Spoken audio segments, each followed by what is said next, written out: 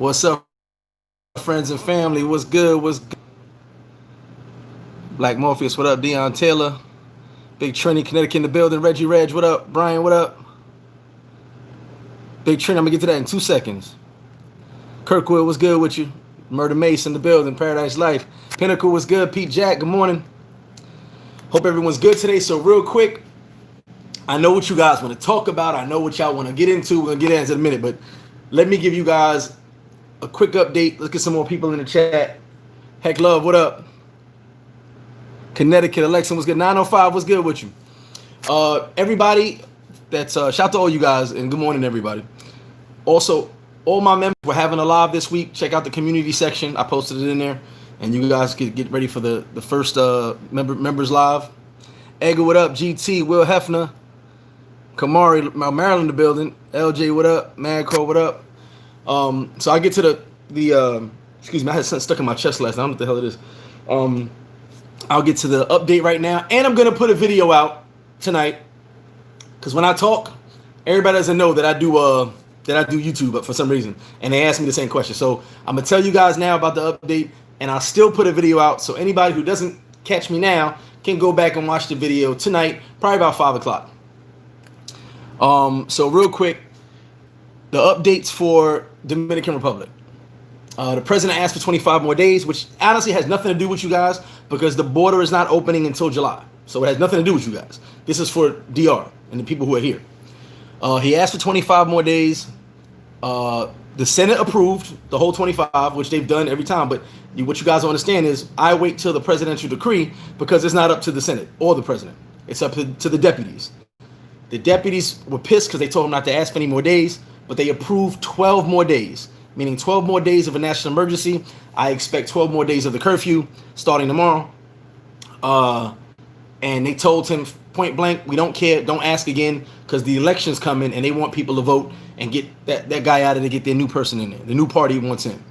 So right now, 12 more days of lockdown here in Dominican Republic. And for you guys that have your chappies, your ladies, whatever you got, today is Mother's Day in Dominican Republic, make sure you send that Western Union. Don't BS. So that's that, and I'll put a video out about that. And also, I've told you guys a million times, maybe the past 3 months, that Dominican Republic has said that they have nothing to do with airlines booking flights. I got guys that were coming in June. I said, no, you're not. The phase is July 1st is when the airport's open. So if you got a ticket for June, you could say they might not cancel you, but you're going to go to the airport and be disappointed. Airlines are going broke, so they have to sell the tickets. If you buy a ticket now, they still had you as a customer, and they just reschedule your flight. So check into that. But July is when the borders are supposed to open per the phase plan. So that's the update. I will make a video, put it out tonight. I actually made the video. I just got to put it out. So you guys who don't listen to me now, aren't paying me any mind, maybe eating your cereal, whatever it is, you can go back and watch it tonight. Trust me, it'd be bugging me out. People be like, asking me the same question. I'm like, And by the way, I'm glad I wrote that down. The quarantine, guys, do I have to quarantine? No. Anything you heard about a quarantine in Dominican Republic is from people that are coming back into DR, meaning Dominicans that are leaving America, leaving Europe, and are landing back here. Any Dominican that came from another country, and remember, these are rush flights, ferry flights. Like the people who are leaving here are rushing back to the States and Europe. Any flight that came in here with Dominicans in it, to repatriate the people, they had to sit in quarantine. Only them. There's no plan for tourists to sit in quarantine like Colombia did. There's no plan at all. Right now, they have the Dominicans who come back have to sit in quarantine because they want to make sure they're not sick and they might not have enough tests for them at the moment. So they have been in quarantine. Any Dominicans who came back to DR. Martin, what's good? Black Mamba, what up? We're gonna get to that in a minute, Castro. That's something. I have a big opinion on that, and I haven't watched anybody's video. Shout to Taylor Mays. Shout to Richie Rich Roller Tape. I saw people put up videos about what's going on, and I decided not to watch because I have my own views, my own opinions. After sitting and watching 20 hours, yes, 20 hours of social media, I'm gonna give you guys the real on how I feel. Me being a young black man. Well, I was a young black man. Me being a young black man myself and going through similar situations, I have my opinion. We're gonna get to that in a second though. Let me catch up on these comments. Ralph, what up, baby?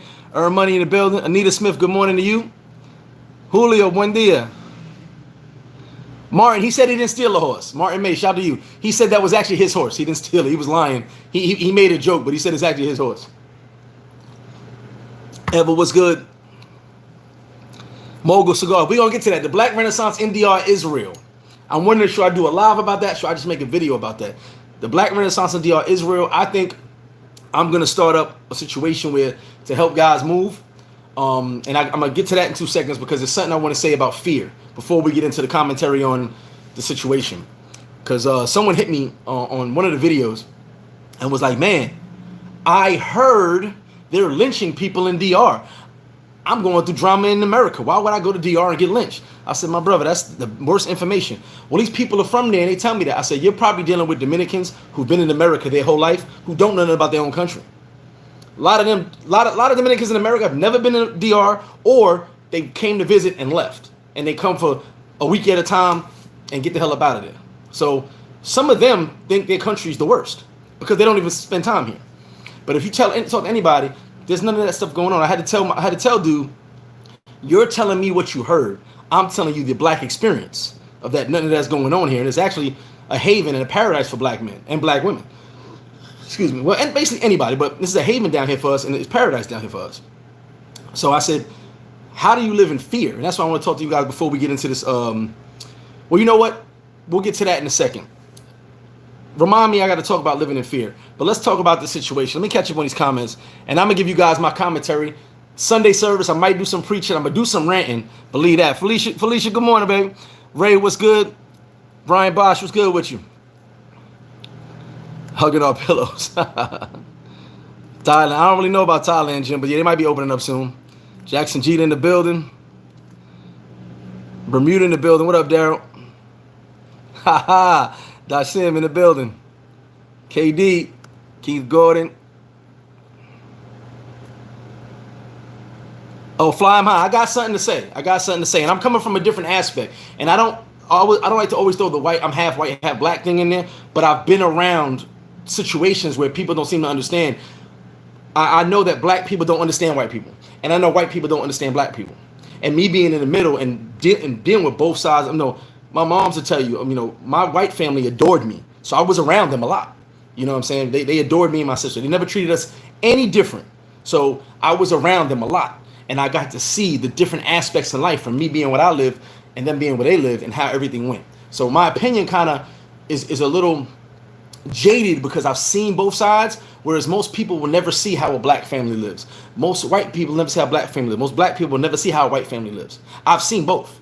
So I can understand how some people are upset and mad, but there's more that we got to get to before we get to that. And I'm going to start in that in 2. Let me read a couple more comments. I'm starting in 2 seconds. Miss International, Leo, what's up? Castro, El Delore, what's up? No, ain't lynching nobody, man. He ain't got no rope. Where he going to buy the rope from? Get out of here. August 26th on deck. That's what's up. Marvin, yes, a lot of black America, and this was when I was talking to. He was yeah, hey, I've been getting so much hate. You got to show me some love now, Chris. No thumbs down. That's good. Boston in the building. Swingman, what's good? Reggie, be more. Mission Goal, as I said, July, the airport's open. I don't know about flights, but I knew July, the airport's open. Travel XL. Daryl, I heard it was bad. I actually spoke. I'm gonna get into it right now, guys. I'm gonna stop at the last comment. Jarrell, my first DR trip was 217. A friend was dating a man from DR. When I asked for advice, he said, "Don't go, not safe." And that when he comes to carries a gun. Yeah, Jarrell, and that's because he probably had a bad experience. G Friday, Devon, that's what's good. What's going on? All right, so I'm gonna stop at those comments and I'm gonna give you guys what you want to hear. We're talking about the George Floyd situation, everything you guys are going through in the States dealing with. Now I'm gonna tell you like this. They are good cops. I know a lot of them. So you're not gonna tell me nothing different. I was in the street. I know cops. I've seen dirty cops, seen good cops, and I know a lot of good cops. So we're not gonna brand everybody. And shout to those cops. I believe it was a police chief in Ohio and a sheriff in California. They were protesting with the protesters. They put their badge to the side and were protesting with the protesters because they understand that this is bad. Now, what needs to be understood, I was at the Million Man March, the first one. Black people, and shout out to my wife, I want you to listen to this clear. I'm not being racist. I want you to listen to this clear. Black people are very good at protecting their own. Now, you may think, some people may think we just go out and kill each other. Even black people think black people in the hood just kill each other all day long. But those are things that happen in certain neighborhoods based on certain things, drug activity, gang activity. These things happen. And they're not saying it's right or wrong. Well, it's wrong, obviously. But these are things that happen. So when you see random killings and people get shot at the corner store, this is what growing up in those neighborhoods is about. Okay? It's not right, but this is what happens. Hood politics. But let's get back into the Million Man March. Black people always protect their own.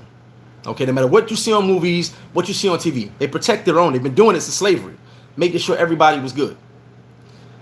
As I watched 20 hours of social media, 20 hours, I've been on Instagram, Facebook, YouTube. I've been on everything watching this stuff.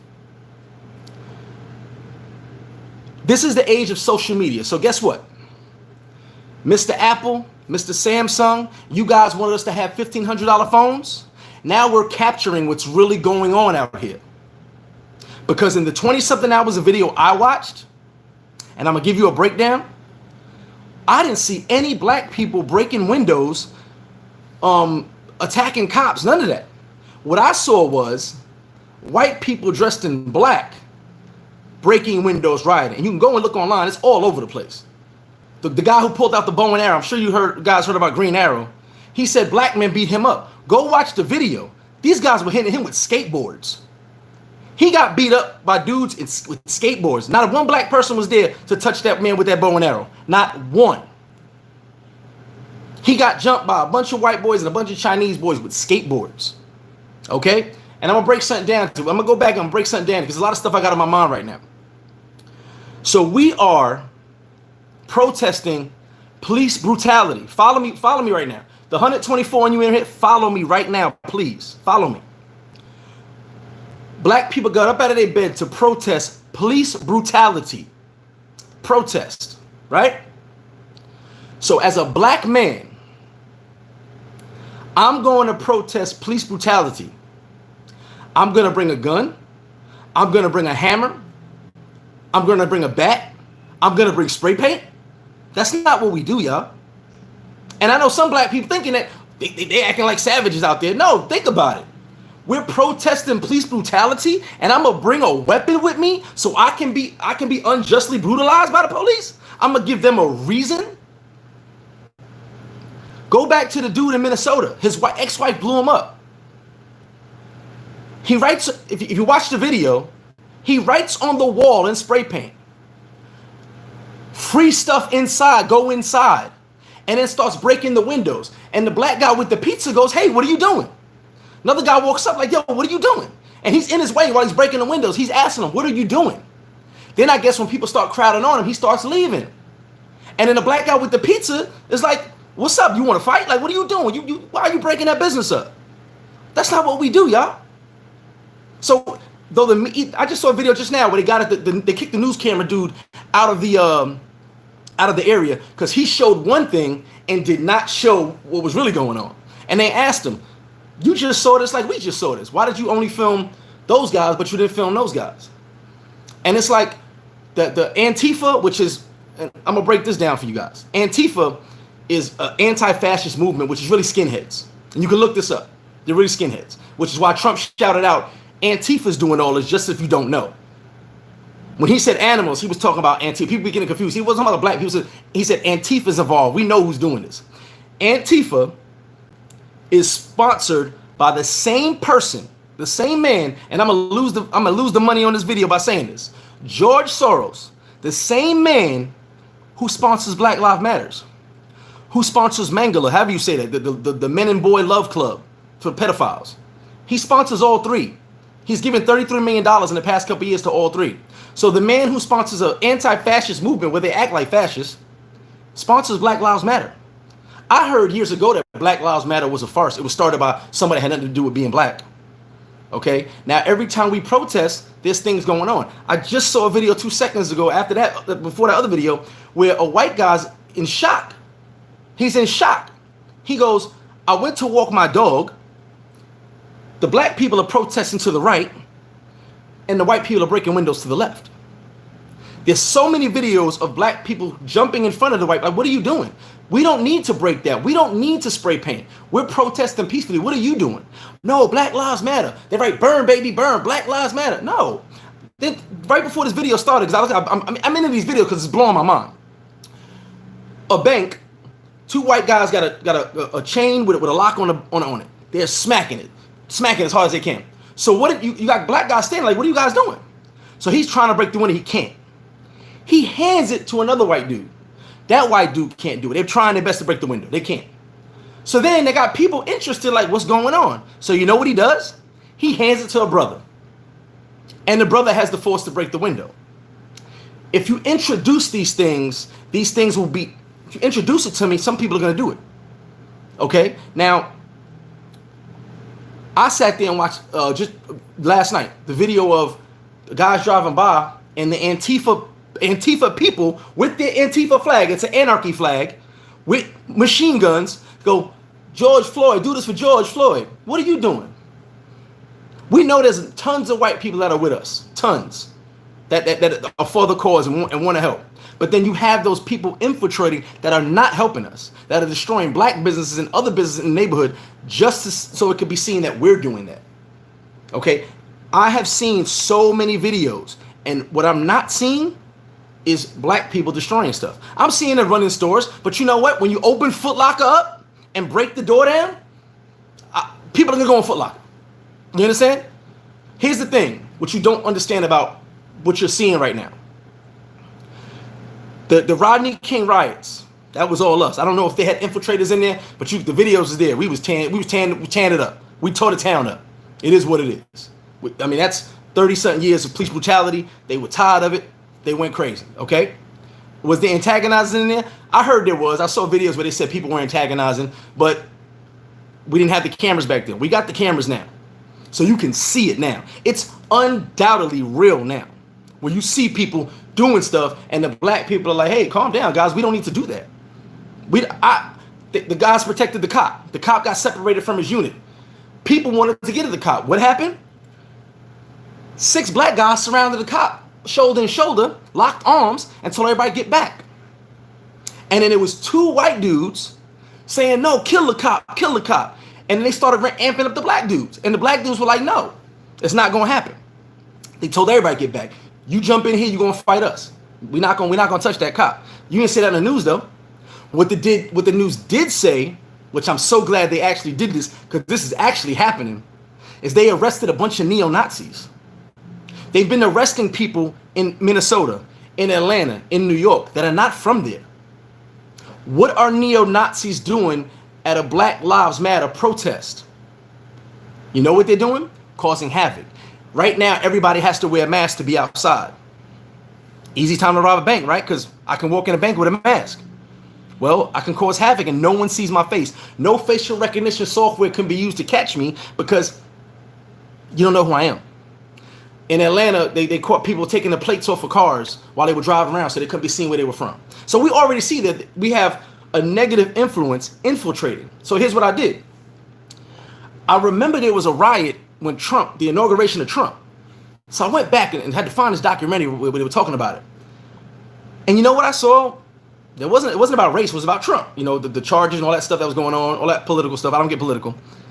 And it was white people dressed in black tearing the city up. Before the inauguration, after the inauguration. This is a group of people that want to burn things. They want to destroy. A lot of those businesses will not open back up. And I want to break something down to you. If it was that easy for us to run inside a Louis Vuitton and Gucci store, we would do it every weekend. Why aren't we doing it all the time if we can do it so easily? No. What happens is, same as Foot Locker, same as Target, someone's there, busting it open. Hey, everybody, let's go. And a couple people that are followers are going to run and do it. It happens. You got those type of people. Now, I've never rioted. I mean, Jamaica Ave back in the day, you had the little crazy Coliseum riots and stuff, but that wasn't nothing. We were kids bugging out, and as soon as like 3 cops came, it was over. You know what I'm saying? That wasn't no real riot, you know. But I've protested many a times, and nothing broke out. I bring up the Million Man March because Farrakhan made a very good point, and it didn't hit me till later on in life when I went and rewatched the whole thing. He said, did you notice that the police presence is the smallest it's ever been? He said, we have all these, and it was white men in the Million Man March. It was all colors, all races. And he said, we have all these people here, and we have little to no security. He said, but don't you worry. The Nation of Islam is the best security around, and we outnumber everybody. And sure enough, Nation of Islam was everywhere. Fruit of Islam, whatever you want, they were all over the place. Nothing happened during the Million Man March. And I probably saw inside the actual march, the area, maybe saw 2 cops. Outside, when you got to the further out, cops everywhere. But inside, none. They had no police protection. It was all Nation of Islam. And that was us keeping each other safe. Now, I'm sure everybody has their opinion. I'm just breaking down to you after watching 20 hours of social media and seeing all these things for what it really is. We're protesting. These other groups, the neo-Nazis, the Antifa, they're trying to cause problems. And like I said, this ain't all white people. It's a specific group. When I say white people, that's because they are white. But it's a specific group trying to start trouble. A specific group. Trump said it. And like I said, I don't really mess with Trump. But one thing I noticed about Trump is he's anti-establishment. He's anti-elite. The elites don't like him. I would not be surprised if he gets assassinated soon because the elites can't stand him. They cannot stand him. And I think it goes back to when I told people Trump was broke. Trump was not a billionaire like everybody thought he was. He was broke. Not broke like me and you, but broke compared to what people talked about his wealth. And I think the elites didn't care for him because they knew he was a phony. So he's anti-elite. So when all these elites, they get together and they do their crazy stuff that you hear about with the kids and all that, whatever they do, he's against that. I've seen lawsuits with him and all that, but he's the one that signed the paper that said children trafficking, kidnapping, you're going down. And if you paid any attention before Epstein, a couple of billionaires went down. A couple of child trafficking things of elite people, elite status, went down. Other dudes who own islands that you probably didn't even hear about because everybody talked about Epstein. Okay, so he signed that into law saying that we're going to shut down these child trafficking rings, which most people say is the wealthy. Mel Gibson, he got blackballed by coming out and saying that Hollywood's filled with the blood of children. Brad Pitt, he said, you would not like what you see in Hollywood. It's filled with the blood of children. So when I heard Trump did that, I kind of wondered why he made that one of the first things he did in office was sign this thing into making sure that if you get caught with child trafficking, they investigate you, they prosecute you to the fullest of the law. So here's something he did. That's going against the elites, most people said, because the elites. And I don't against conspiracies. You've heard the stories, you heard people talk about it. I don't know because I'm not elite. I like myself. I'm good with myself. Everything else I don't know about. But if you go back and look back to the original point, this is a neo-Nazi, anti-fascist group causing all this havoc. We're the ones that are going to pay the price, obviously, because it's our businesses, our neighborhoods getting destroyed. You can go online. The videos are all over the place. You can't miss it. You can trip over a video. And I just sat there and studied. I'm going through my phone like, wow, wait a minute.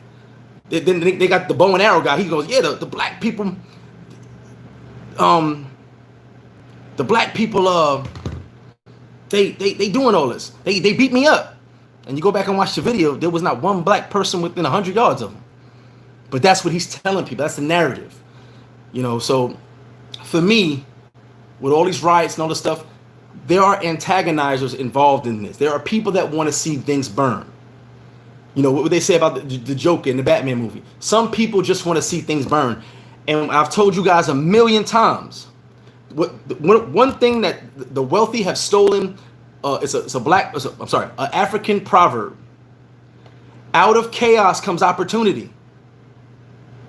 Create more chaos, there's more opportunity. Tear all these businesses up, they can't open back up. A wealthy person comes and buys it all up. Opportunity. So there's money. If you don't want to listen to what I'm telling you right now, because I'm giving you, I don't give you BS. I go and watch this stuff, I read this stuff, I study this stuff. So when I talk, I know what I'm talking about.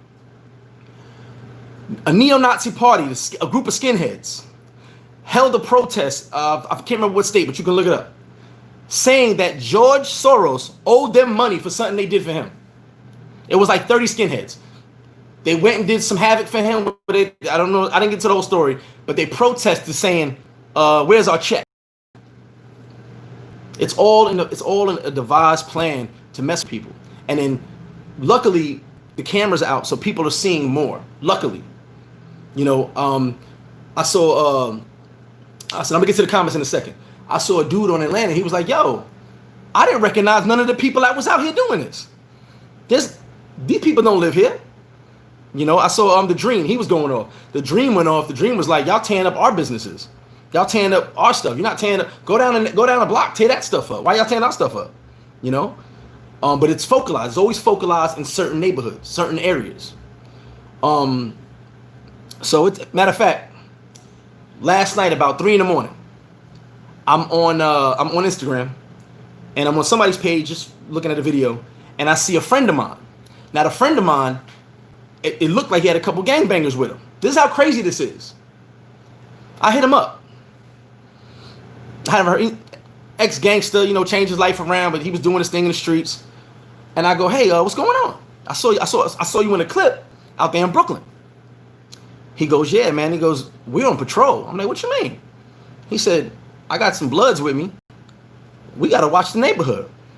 He's got 2 detectives, but I won't give you all this information out. He's got 2 detectives he kicked it with in Brooklyn, and told him that he saw people that aren't from that neighborhood checking things out and looking to do some damage. And they ran him out. So he's got gangbangers, bloods, monitoring the neighborhood at the protests, making sure these outsiders do not get involved and cause havoc.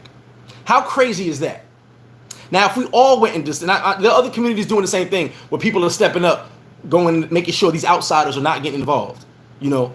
And I'm sure there's black outsiders antagonists as well, just so they could fit in and blend in with everybody. Trust me when I tell you.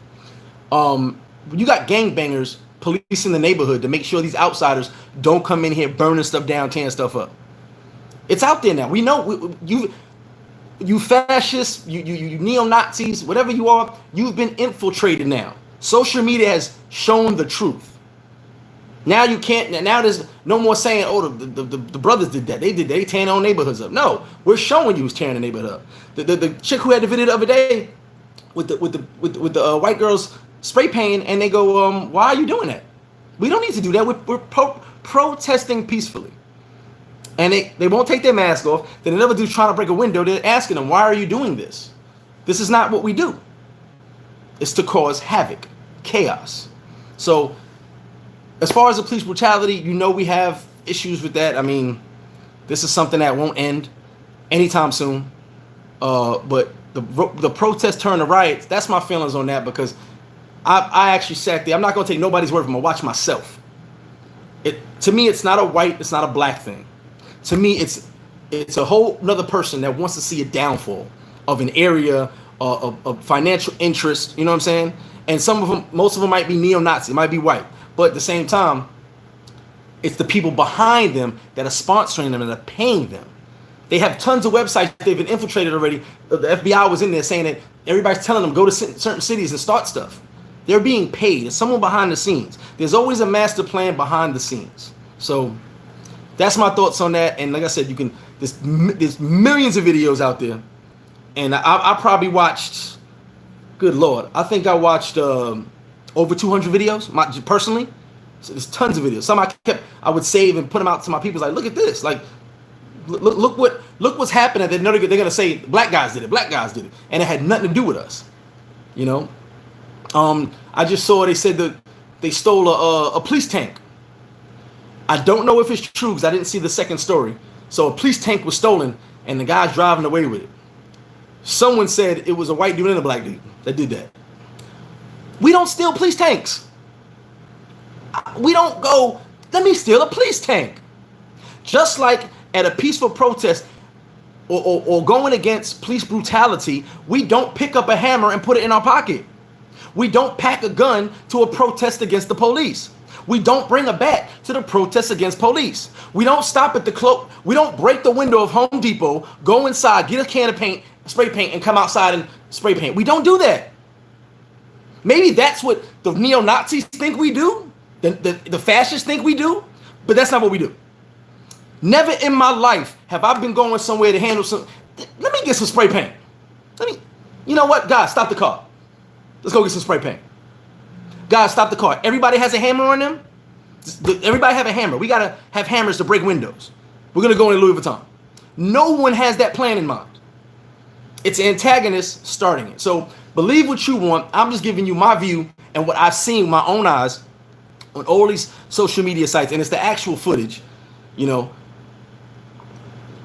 it angers me because these people, and I'm talking about the people behind. I'm talking about the money. I ain't talking about the neo-Nazis. I ain't talking about the fascists. I'm talking about the money. The money. The people with the money behind all of this, they're moving us around like pawns. They're moving us around like pawns. They're going to go get whatever property got damaged, watch it get sold for next to nothing. And it's going to be one of those people in the background going to take it. Let me catch up on these comments.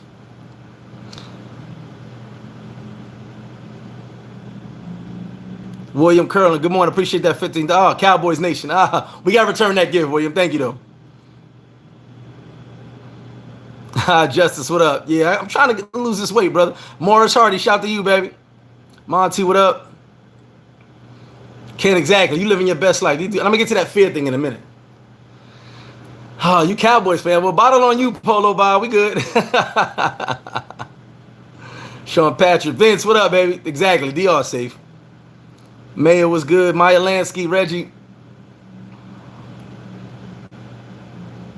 Paradise Life, you already know. Catch up on these comments, guy. Yeah, Jackson Jeter, but he said black. His exact words, Jackson Jeter, the Green Arrow guy, he said these black guys started punching me. There's no black guys anywhere in the video. Anywhere. These guys are hitting him with skateboards.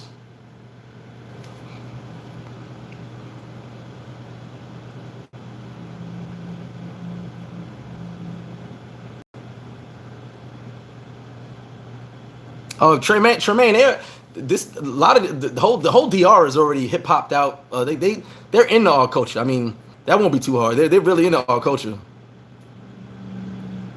How far is San Diego Airport to Sosua? Hour and a half. Hour and a half.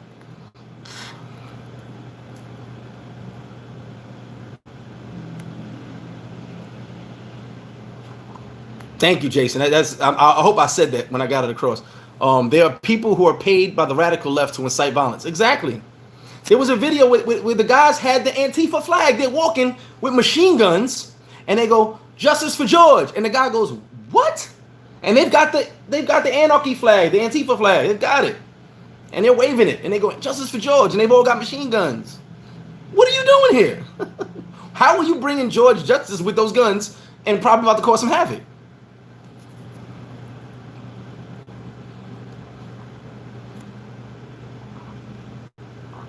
Man, you know I don't go for no BS, and I appreciate it, brother.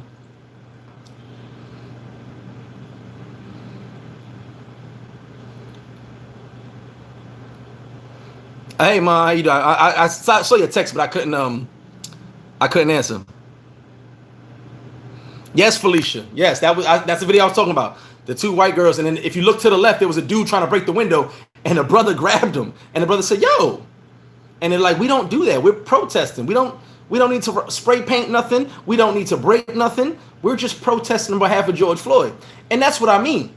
If you look, there's sensible people, white people as well, sensible people telling them, these people, "What are you doing? We don't gotta." And when I say antagonist, you can understand that video I watched with the bank. One white boy, he's in gray, but he's got shorts on, so his legs out. You see, he's white. He's smashing the chain and the lock against the door, but he's not strong enough. He hands it to his friend, another white dude, smashing it. Now, there's some black people looking like, "What's going on here?" You know? And what does the second guy do? Just like he knew the guy. And you could tell that they know each other because he hands it to him. He goes, "You try." And now the black guy got it in his hand. And what's the video you gonna see? Because as soon as he gave it to the black guy, 2 people stepped back with their phone like this, looking at the black guy. Okay, so what are you gonna see first? You're gonna see the black guy doing that. You're not gonna see the 2 white guys who started it and then gave it to him. And what's he gonna do? He's probably a follower. Oh, okay. Not realizing he's being set up. Not realizing he's being caught up in the game.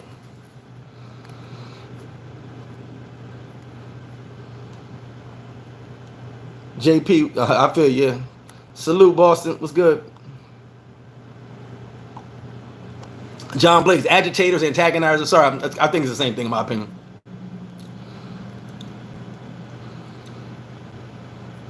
Maya Lansky, what up?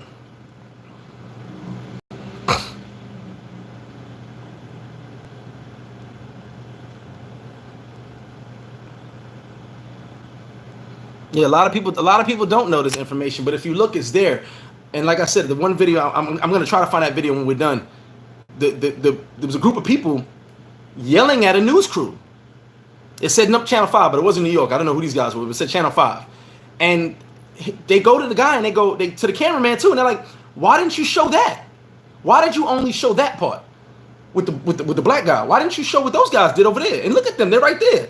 And he's like, "Well, it's the story." And they run him up out of it. They go, "Yo, get up out of here." And they filming him, and the camera guy's rushing to get in. They're like, "Yo, don't come here in our neighborhood showing the negativity. Show what those guys are doing over there. They're the ones getting this started." So we have to police ourselves a little bit. That's all.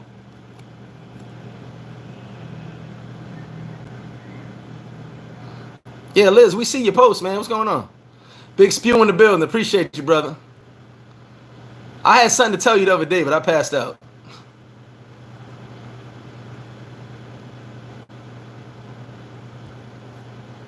Well, Tremaine, that's what I said. I didn't see their video, but I'm going to tell you what I spoke to a couple friends about the past week as it started. I don't know what Taylor May's plans are. My plan is I'm going to offer a service for people who want to get out and come to Dominican Republic. Get you set up at, a lot of guys have chance at early retirement, which some guys would say, "Oh, it's only $3,000. $3,000 down here is great." So get people set up. Get people set up to leave, and not just because of that stuff, but just a different life. Obviously, America is getting to a point where it's getting worse. On a personal level, but for black and white, not just black, but for black and white. And some people are just, if you're able to leave, you can leave, and you have a decent amount of money, you can live good down here, because it's getting nuts. Crisis actors, yes, Sean. Oh man, I watched the whole documentary on. When I went and watched the thing with Trump, and I saw the looters, the rioters, I saw that caravan that caravan they had from Honduras all the way to Mexico, the wall, that was fake. That was actors. They caught them. Nobody was tired. Nobody was like they were scared. They were just actors, man. That was nuts.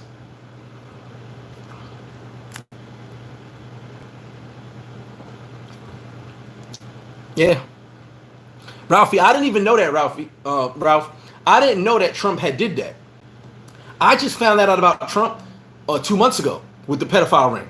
That he signed that as a major thing. Now, there's actually videos, kind of a conspiracy videos, but I don't hold no weight to it. But there's a video of Trump's wife going to visit these Mexican kids that are separated from their families, immigrant families. Allegedly, the coat she wore told the story of what she was really going to do. Those kids weren't separated from their families because of immigration. Those kids were kidnapped and saved, and she was going there to make sure they were okay and get back into some type of foster care system. Now, I don't know how true this is, because if you remember when she went to to visit those kids, cameras weren't allowed. But we were told that she was going to visit the immigration kids separated from. Remember, we kept saying these kids are separated from their family. Kids are separated from their families. They're being torn from their families. Allegedly, that's not what it was. And like I said, I don't know for sure. This was in a conspiracy video. Allegedly, the compound where the kids were kids that were being trafficked for sex. But Trump wouldn't come out and say none of that. They just say, yeah, the kids are over there. Okay. Yeah, they weren't in the greatest conditions because there was so many of them. They didn't have great conditions for them. If you look, that story kind of went away. I think the conditions got better and they moved the kids around. But the story was the kids are being separated from their families. Allegedly, that one time she went, those kids were trafficked, and they were put in that facility with the crazy covers, the aluminum covers and stuff, and it was bad conditions because they had so many kids at one time they couldn't get them out to how they wanted to. So it was a mistake by Trump allegedly, but it wasn't kids being separated from their families, immigrants. It was kids they saved from being trafficked. I found that out later. I don't know how true it is.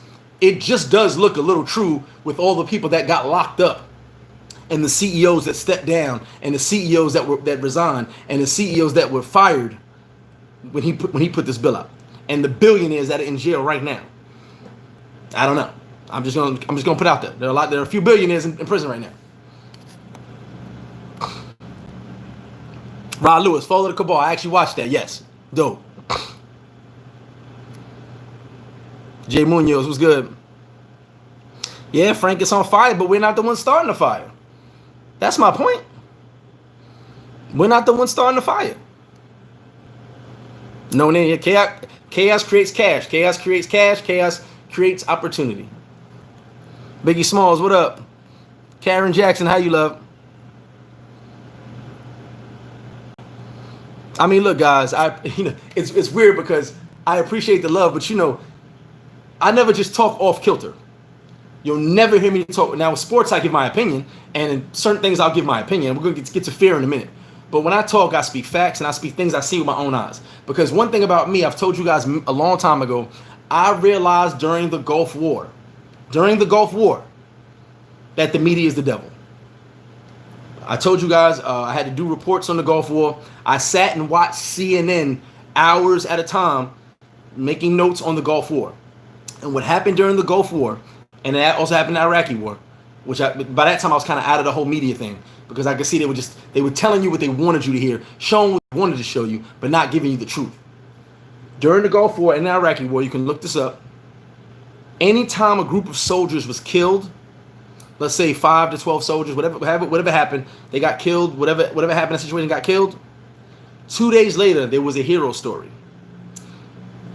Sergeant Slaughter killed a group of insurgents with three knives and a grenade. He killed the whole ISIS camp. Oh man, he's a hero, man. Woo, go Joe. You know what I'm saying? That's what we used to get. You get the bad, because it's always bad. Then you get the hero story. So now we feel good again. We're sad about the war because we're losing lives. Then the hero story comes in. Yeah, man, go ahead. We're doing it. Let's go. Let's kick their butts. And it was such an up and down thing. If you actually stay, the media actually can put you in a state of depression because it's such an up and down thing. Let's bring it to this. Oh, the Rona is killing millions of people. But guess what? It's 98% people are living. Oh, well, is it killing people or are people living? So you're stuck. You're stuck in the middle because mentally you're being told two different things. The fear is there from the deaths, but the good news is there from the 98% survival rate. But how are all these people dying? Wait, what? So it's confusion. So that's why I don't really pay any mind to the media. I go and watch myself. And the thing with social media is you can't really block this stuff because it comes up so fast and it's shared so fast that if they try to take down certain videos, it's already been shared 100 times in less than 20 minutes. So sometimes social media is like Facebook, they probably block a couple things, but by the time they get to blocking stuff, it's already out there. So Instagram, it's already out there. I told you guys a story years ago. I was on Facebook, and I hate to bring this up, but it just to show you how Facebook is. I was on Facebook, and people kept sharing a video of a grown man making a baby give him oral sex. Disgusting. I don't even like talking about it. People kept sharing it saying, look how sick this is. Look how sick this is. I went into 7 different people's things and said, listen, stop sharing it. Delete it. All you're doing is keeping it going. I reported it 7, 8 times. Each person kept reporting it. It took an entire day to get rid of that video. This was child porn. But people kept sharing it. So by the time you go look for it the next day, it might be gone. But if someone like me who was literally on social media 2 days straight, just going through all these videos, it's there. And now you kind of can't get rid of it because now the ABC Nightly News, the news social medias are putting it up there. I don't know if they're reporting it on the news channel, but their social media sites are putting it up there. So now these videos are viral. You can't get rid of it now. They're being shared through WhatsApp, shared all over the place. So you can't get rid of them. That's the only good thing about social media. These videos pop up like lightning. The case in the point with George Floyd when he died, the woman who took the video, who you hear talking, she came back when the protest started and was crying because she didn't know that video was going to go viral. She just took a video. She had no idea he died.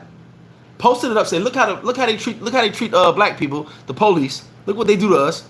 And she didn't know that video was going to go viral and start all this. She had no idea. Alex Sims present.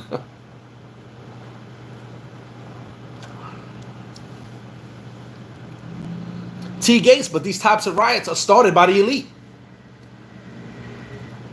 Oh, Bishop, you in Columbia, South Carolina. What part, baby? Used to be on Broad River Road. Columbia, South Carolina. That's my spot. Yeah, the riots are being started by the elite, so how do we need it? It's only destroying specific businesses. It's only destroying specific areas. You know, the Dream said it best, and 2 Chainz said it. Go over there.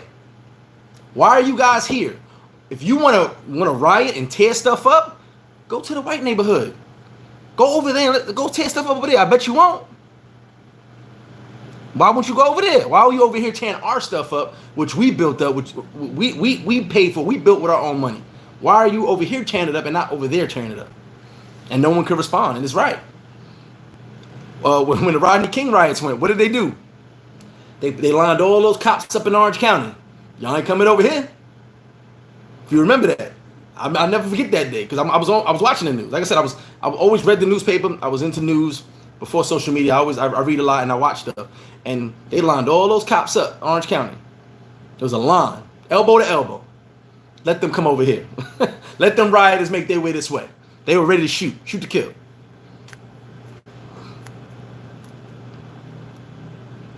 They vandalized. They started vandalizing the Buckhead.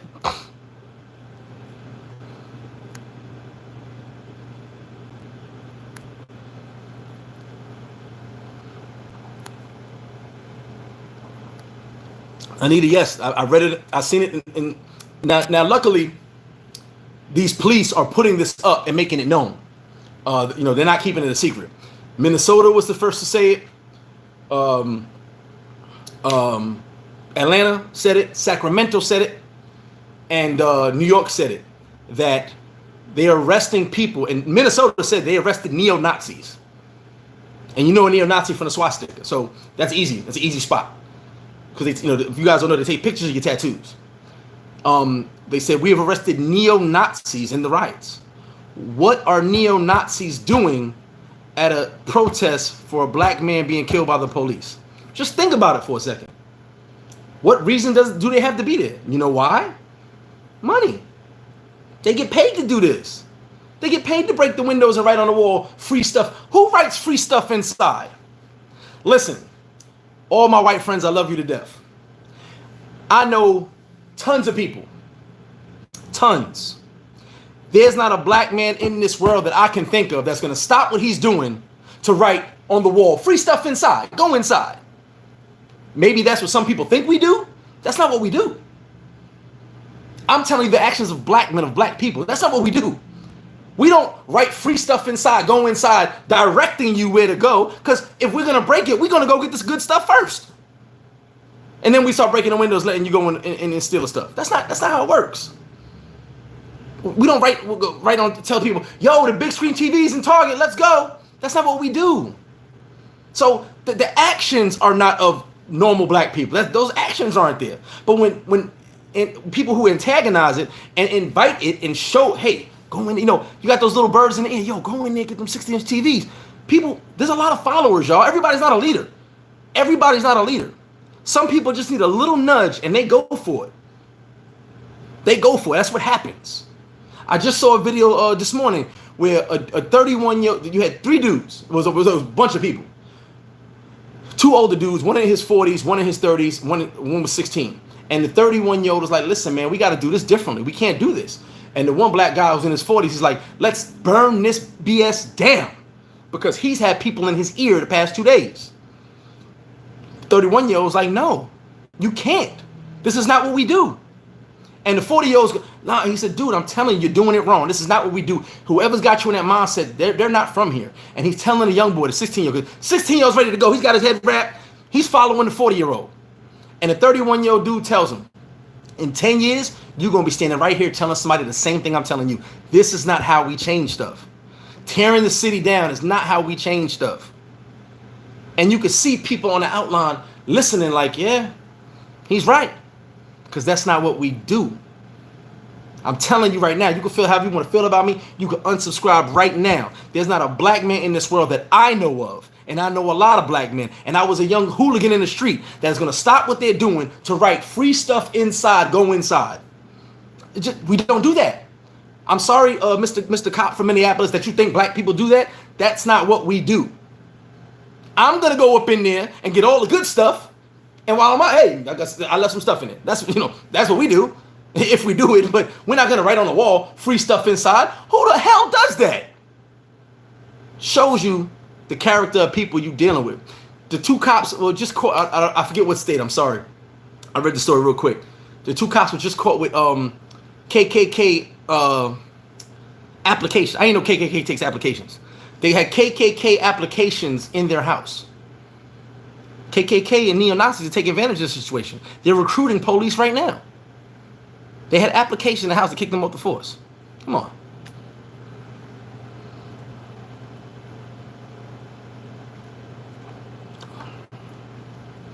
I got the red cup all the time, baby.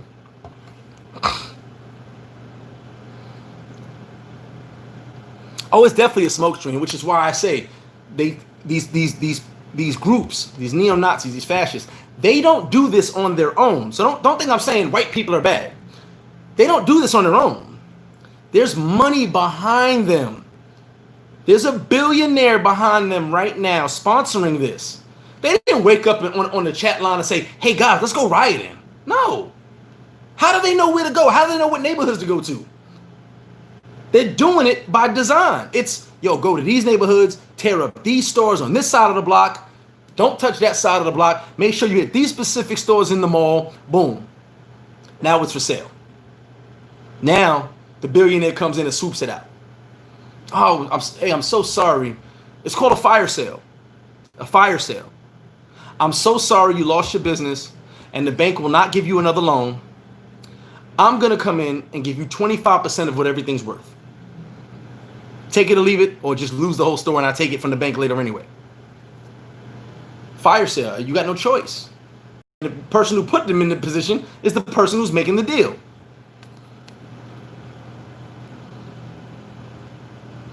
That's right, Ray. The news that have you hating it.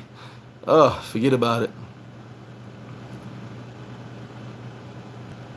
Martial law has already been, well, they haven't called martial law, excuse me. They called in the National Guard, and if you go look, there's videos right now of them going through the streets with tanks, the police as well, and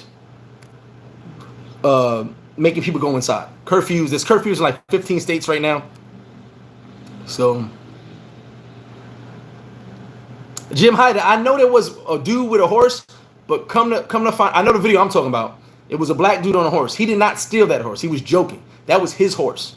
In the one video, I know there's supposed to be another video. I didn't see that video, but there's one video with a brother on a horse, and the dude was like, you could tell it's not his because he's bouncing so hard. Later on, he came back and he said, "That's my horse. I didn't steal it." Because he even was next to the cops on the horse, and that's his horse. He just came out, because he didn't feel like driving. They burnt down City Phil. No way. Skrilla, what's good with you, baby?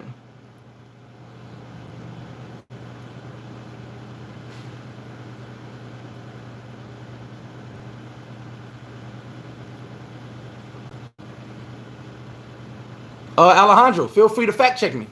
Feel free. I'm up for any conversation. What was I wrong about?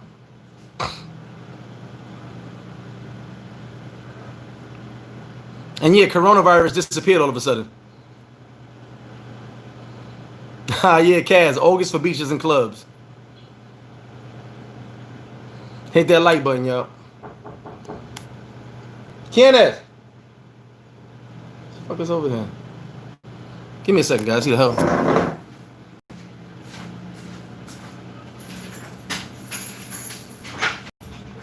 Oh, I'm on a live right now, baby. You're stupid, man. I'm actually stupid, man. Who the hell is coming over here? Mayor decided to pop up, mess up the live. He thinks, Mayor, you stupid.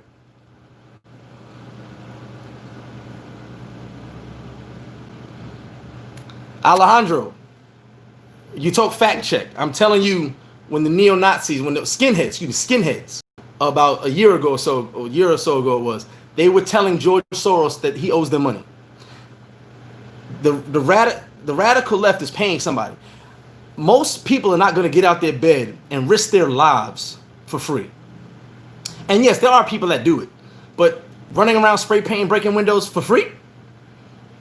I don't think so, brother. You may have your opinion, but I'm telling you right now, you're not going to get me out of my bed off of a check. My WhatsApp Paradise Life group is not going to get me out of my bed and say, let's go ransack Sosua for free. It's not going to happen. These people that are ransacking have families, have business, have jobs. Some of them are law enforcement. They're doing it because they're being paid to do it. No one's going to drive from one state to the other for free to tear up a town. If you know people like that, I don't want to know those people. But I don't know anybody that's getting up for free, causing havoc and risking their life. Because here's the thing. When they come, and they come in numbers, but when they come, if a bunch of brothers come in and maintain security in the neighborhood, guess what's going to happen? They're going to kick their ass. They ain't coming here to get beat up. Green Arrow Man didn't come to get beat up. Why he had a bow and arrow, I have no idea. He didn't come to get beat up. But then what did he do? He blamed it on black people. I believe someone's paying it. There's nothing, you'd have to show me, you talking about facts. You have to show me that people are getting up out of their bed doing this for free. That people are traveling hundreds of miles to other states to do this for free. I don't have facts saying they aren't doing it for free, but why would anyone do that for free? Why would I risk my life, my freedom, just to break some windows and have black people run in a Louis Vuitton store? What you're saying, fact check. You're not giving me facts. I understand your opinion, but you're not giving me facts. I know for a fact that the skinheads protested saying George Soros owed them a check. He has been known, George Soros sponsors a finta, how do you say, a team, Antifa. He sponsors Black Lives Matter, and he sponsors the Man Boy Love. All three, 33 million. He sponsors them. A white man's behind Black Lives Matter, if you didn't know that. Fact check that. A white man's behind Antifa. A white man's behind the Man Boy Love. I mean, I'm giving you facts. He has to write this off in his taxes.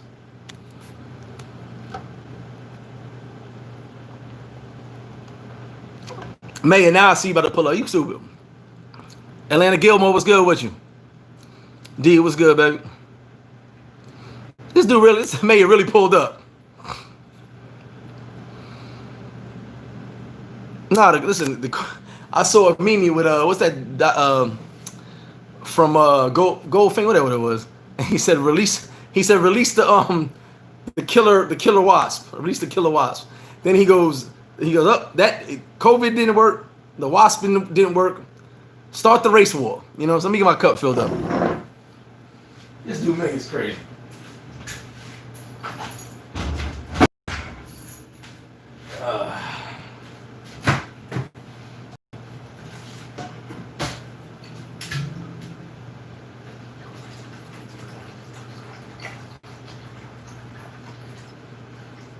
Merlot in the building.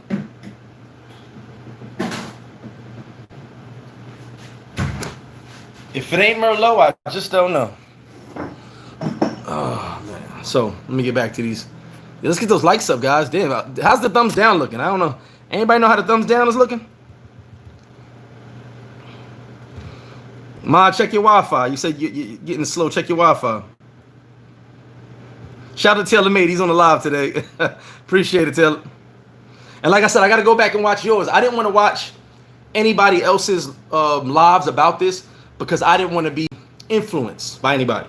I'm giving my point of view, what I'm seeing and what I saw, and what I read. So with me, I purposely avoided all the videos that were coming on because Taylor's a friend, Rich is a friend. I kind of wanted to stay away from their opinions. I'm gonna go back and watch, but I wanted to give my version without being influenced by anybody else because I've been sitting here pissed off, guys. I've been sitting here angry to the point that, you know, I have a lot of cop friends, a lot. Shout to law enforcement. You know, there's a lot of good guys. Trust me when I tell you. And I know some of them are like, man, this is, you know, you're boxing cops in, everybody's like this. And they know they're not. And some cops are speaking out against it.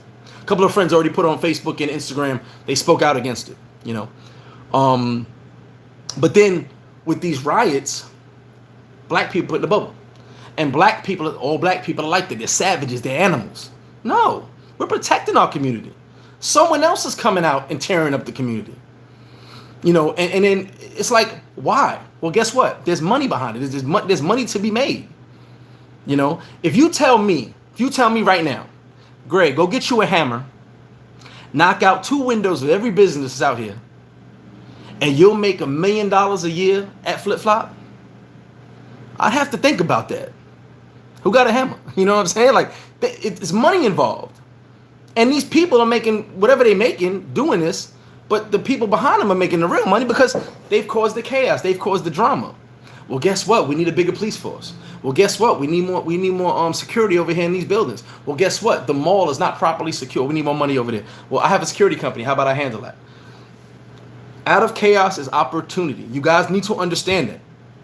This is an African proverb, and it works everywhere in life. All chaos creates opportunity. Whether it's natural causes, hurricanes, tornadoes, it creates opportunity.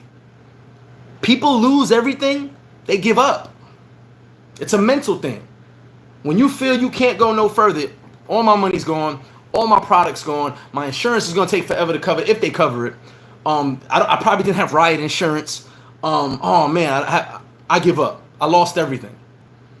Most people do that. Most people don't say, you know what, I'm going to fix this. I'm going to get back slowly but surely. They give up because it's such a hard hit financially. And like there was someone online that said, it's hard for black people to get big business loans. It is. You know, and what a lot of people don't realize is when you go for a business loan, you got to shoot for the stars. You know, when they ask you how much do you expect to make, if you only expect to make $20,000 a month or $20,000, let's say you expect to make $50,000 a year, you need to tell them $300,000 a year. I expect to make $300,000, $400,000 a year profit. That's what you got to tell them.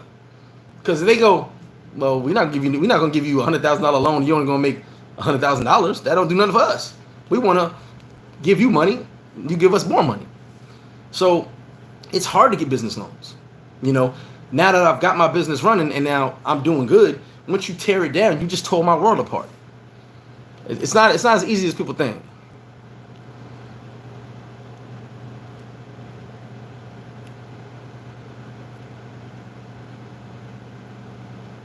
GT, yes, to be fair, but no one saw him when he was in his car. But here's the thing, GT, out of the entire video, trust me, I watched this video 10 times.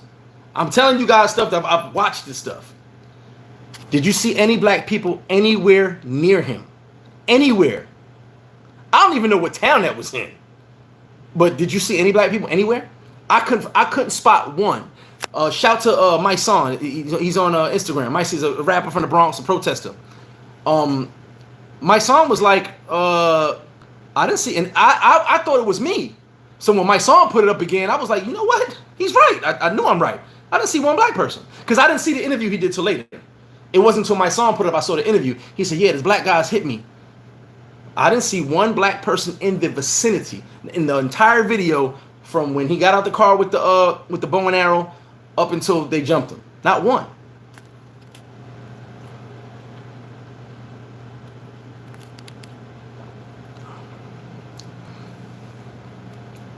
I seen that video, but what you guys don't know is that CNN shares the building with the police department.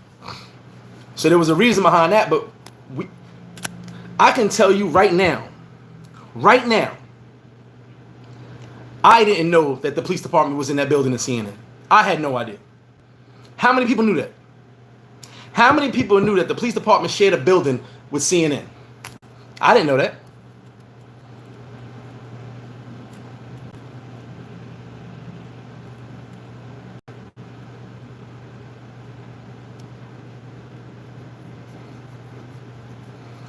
Oh, Fly, you know how I am, Fly. We're all the rate. There are, and I want to state this for the record.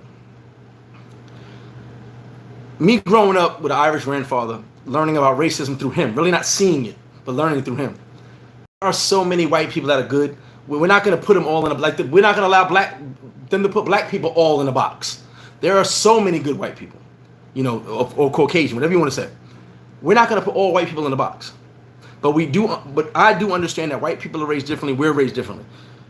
Everybody doesn't understand everybody's struggle. But sometimes I do know that a white person may look at a black person and be like, "Why do you guys act like that? Why do y'all do that?" Well, then a black person may look at a white person and say, "You'll never understand because you can't be here. You can't walk in these shoes." So it's from two different sides of the world. And like I said, I've been through both. You know, I've been playing in the street in Oceanside, Long Island, and when we were playing in the street, which you had to move when the cars came. We're playing in the street, and the cars wait for you, and they go beep beep. Come on, kids, I gotta, and this is really, come on, kids, I gotta go by, and you move out the way. No, not my neighborhood. Get out the goddamn way, and you know you gotta move. We're playing Scully, and we gotta move. Hope the car don't hit you. You know. I made a joke a long time ago amongst a couple of my friends was saying that black people got the strongest necks because in the ghetto, we doing this. We're always looking around. I grew up in the crack era. For you guys that don't know, 1, 4, 3, and 5 in the crack era. Okay, Southside Jamaica. There was crack vials, syringes all over the place. Okay, and we were always doing this because you never knew what was going to happen. This is the heart of the crack era, when people were selling their kids. People selling. If you had a crack kid came to your house, when you came back from work, half of your house was gone. They sold it. Many of you probably, and I'm sure many black people don't even know what that was like. That was hell. If you had a crack kid in the family and everybody had 1 or 2, they sold. If you left your house and they knew, your TV was gone, your microwave was gone, if you had a microwave, your furniture was gone, whatever could be sold was sold. Women would sell their kids, their daughters, their sons, whatever. Crack era was unforgivable for anybody. Okay, so we was always snapping on that because then you got the drug rival, the other drug gang over here. They ride. You don't know if they beefing. Someone messing with someone's girlfriend. You don't know. That's just how it was. Whereas when I went to my cousin's neighborhood, there was none of that. I was never worried. Never worried. Went to the store. Hey, let me get some gum. You know what I'm saying? You go to the corner store in my neighborhood, you kind of like, that's that guy that was arguing the other day. Something might go down. You know, so it's a different lifestyle, different atmosphere. And then most of us will never, like I can tell you this, and you can see it in movies, but living it, having your blood boil every day, not knowing what was about to happen, not being, you kind of, what's the word? Growing up in that environment, you overcome fear. You overcome fear.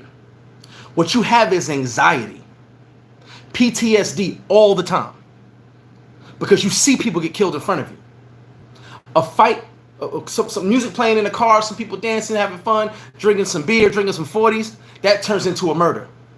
That turns into a bottle upside the head. So that you get a lot of anxiety now because now you're like, when is something going to happen? Because something's always happening. So whereas, you know, when I was with my cousins in their neighborhoods, nobody was fighting, nobody was yelling, nobody was raising their voice. Nothing was happening. We got yelled at. Get inside. The lights is out. Get inside. Dinner's ready. You know? But then in my neighborhood, you never knew what was going to happen. You never knew what was about to happen. A beautiful day could have turned to crap in 2 seconds. My friend Ivory, his house burned down. We used to go to Ivory's house and watch Saturday kung fu shows all Saturday. His mom allowed the whole crew in the house. And these are all kids older than me. Allowed us all in the house. We go watch. You know, his house burned down. We didn't know what to do. Where else we want to go? No other parents allowed all the kids from the block in the house like Ivory moms did. So, you know, you have to understand the mindset of where people are from and what they deal with. And it's hard to understand me when you haven't been where I've been. It's hard for me to understand you when I haven't been where you've been. So it's a different mindset. But I also do know we protect our own, meaning, when I say protect our own, meaning, if you was from the 140s off of Fox Boulevard, you went to PS 123, and you came from another block or another area, and you came on my area acting a fool, if me and my neighbor didn't like each other, we teamed up on you. Because we protect, this is my family, this is my area. If you come from another area and we don't know you, and you acting a fool in our area, we protect ours. Which is why I say this stuff is happening for people outside. I'm not gonna go burn my man's house down, burn my man's business down. I'm not gonna go do that. That's not what we do. So you guys gotta look more into this and what's really going on. You know, I mean, luckily the videos are there. The videos are there for proof. We have the proof now. You know what I'm saying? We have the proof.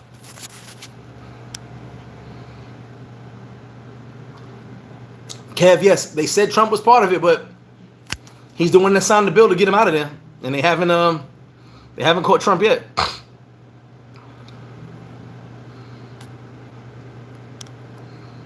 Mike Moss, what up?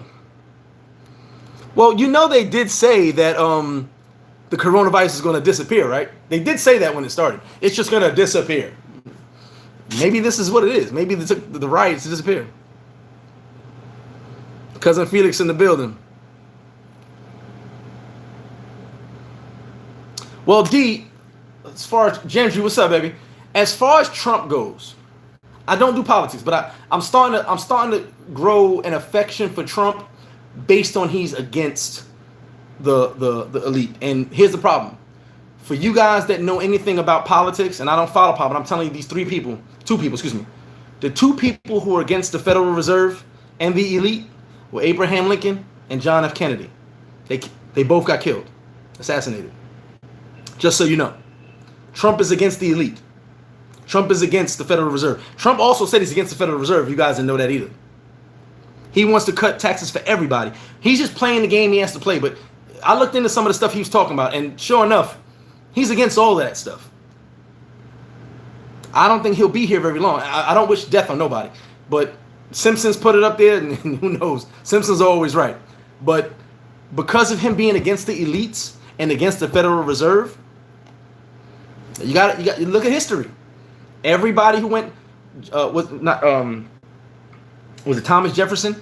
Before he died, he said the Federal Reserve is going to destroy America.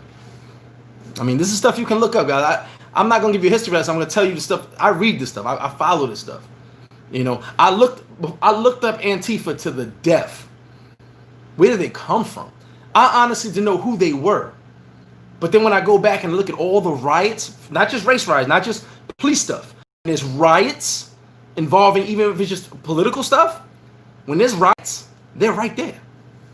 Antifa has been involved in almost every riot in the past. I'd say I've been up to 5 years where I can see certain riots they've been involved in. Nothing to do with race, but riots. 5 years, probably 10 years.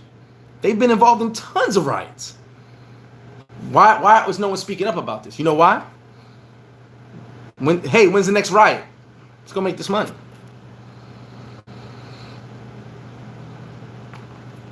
JJ Suarez, what's good? I appreciate that, Salone. Appreciate that. Yeah, but Jason, go look, because, like I said, this came from a conspiracy channel. This came from a conspiracy channel, and it was part of the Fall of Cabal as well. It was two different things I watched. But it made a good point. Every time they pressed Trump about separating from the families, the immigrants, and he gave them access, they went and all that access, and the kids had bad conditions, all that, he kind of didn't say too much. And then if you go back and you look at the one story where his wife goes and checks on the kids, these are a lot of damn kids. Why not just ship them back to where they're from? Mexico's right there, right? It's on the border. All those kids weren't Mexican. Their parents were not in the other facility.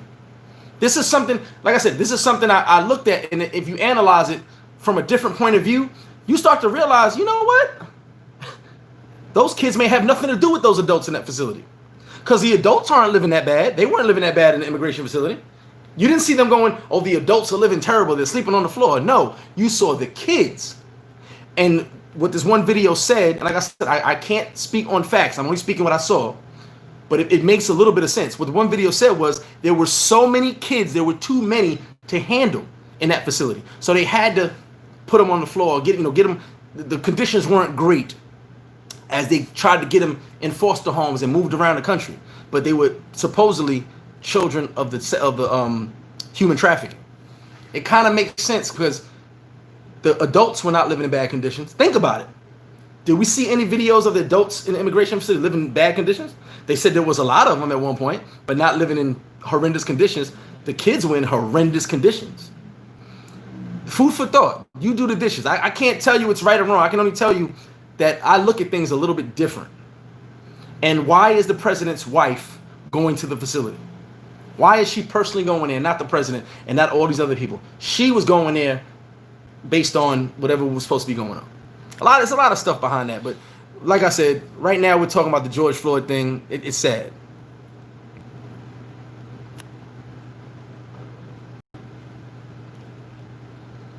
Some of my messages are being removed. It depends on what they're typing in. They might be typing something crazy, and I think YouTube removes it.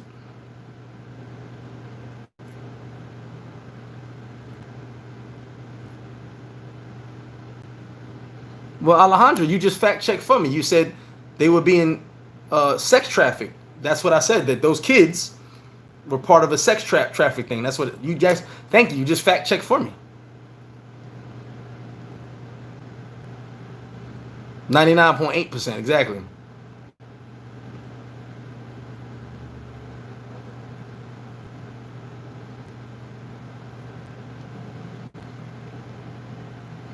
Most of the protests have been peaceful. That's what people don't realize. You're seeing the rioting because the news gets ratings. But go on social media. Go, if you don't have an Instagram, create an Instagram account. Go on there. Type in George Floyd. You're gonna see a million videos. Don't just go for what. Don't listen to me. Don't go for one source of information. There's a lot of information out there. You just got, like, I'm telling you right now, I've seen 4 videos, no, sorry, 3 videos on the Trump sex trafficking thing. 3. One was Downfall of Cabal. One was a conspiracy channel, which, like I said, they just made some good points. And one was a dude who has spent his life. He's not a conspiracy dude.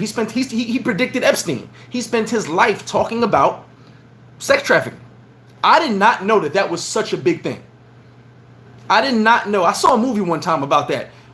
You guys might remember, the dude bought the girl for the brother. The brother got snuck into the country just to find his sister. And when he found the FBI agent, he was like, "Listen, help me, just get my sister. I just need to get my sister. I'm trying to find my sister." So the FBI agent helped him, and he bought the sister for him. And the guys found out. They were like, "Nah, something's wrong with this guy." So I did not know that sex trafficking was such a big industry. It's an industry. This is not nothing. This is not something that, oh, a couple guys, some pimps and some hoes. This is big. And when you look into it, it's bigger than I could ever imagine. I'm not just talking about the elite. I don't know who's but it's a big, adults and kids. Huge thing of sex trafficking, slavery. It's a huge thing. I never knew it was that big. I won't lie to you.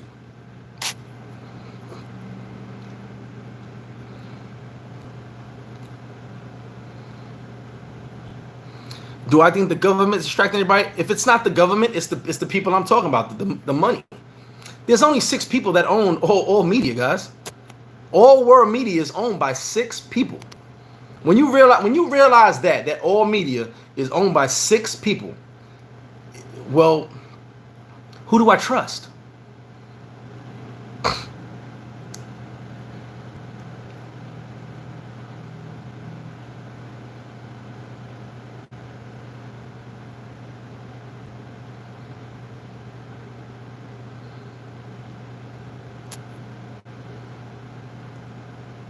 No, they're not going to, because they live in those neighborhoods. They're not going to go in those neighborhoods. You're right.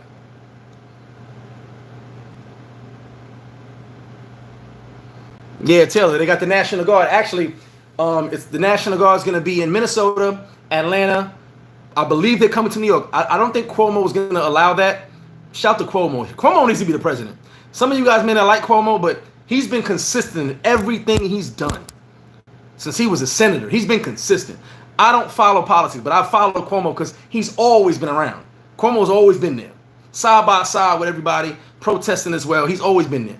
Shout to Cuomo. I don't think he's going to allow the National Guard in New York. So he probably won't call him. Remember, that's got to be his call. I don't think he'll call him. And Cuomo, if you guys, Cuomo doesn't want to be president. He said he doesn't want nothing to do with that. But I think he'd be a hell of a president because he builds with the plight of the people. He cares about the people more than he cares about politics. So shout to Cuomo. It's Minnesota. I believe Atlanta called the national. I believe they did because it's 15 states have curfew right now, and I believe California. If I'm not mistaken, called the National Guard. So right now it's 2 or 3 states.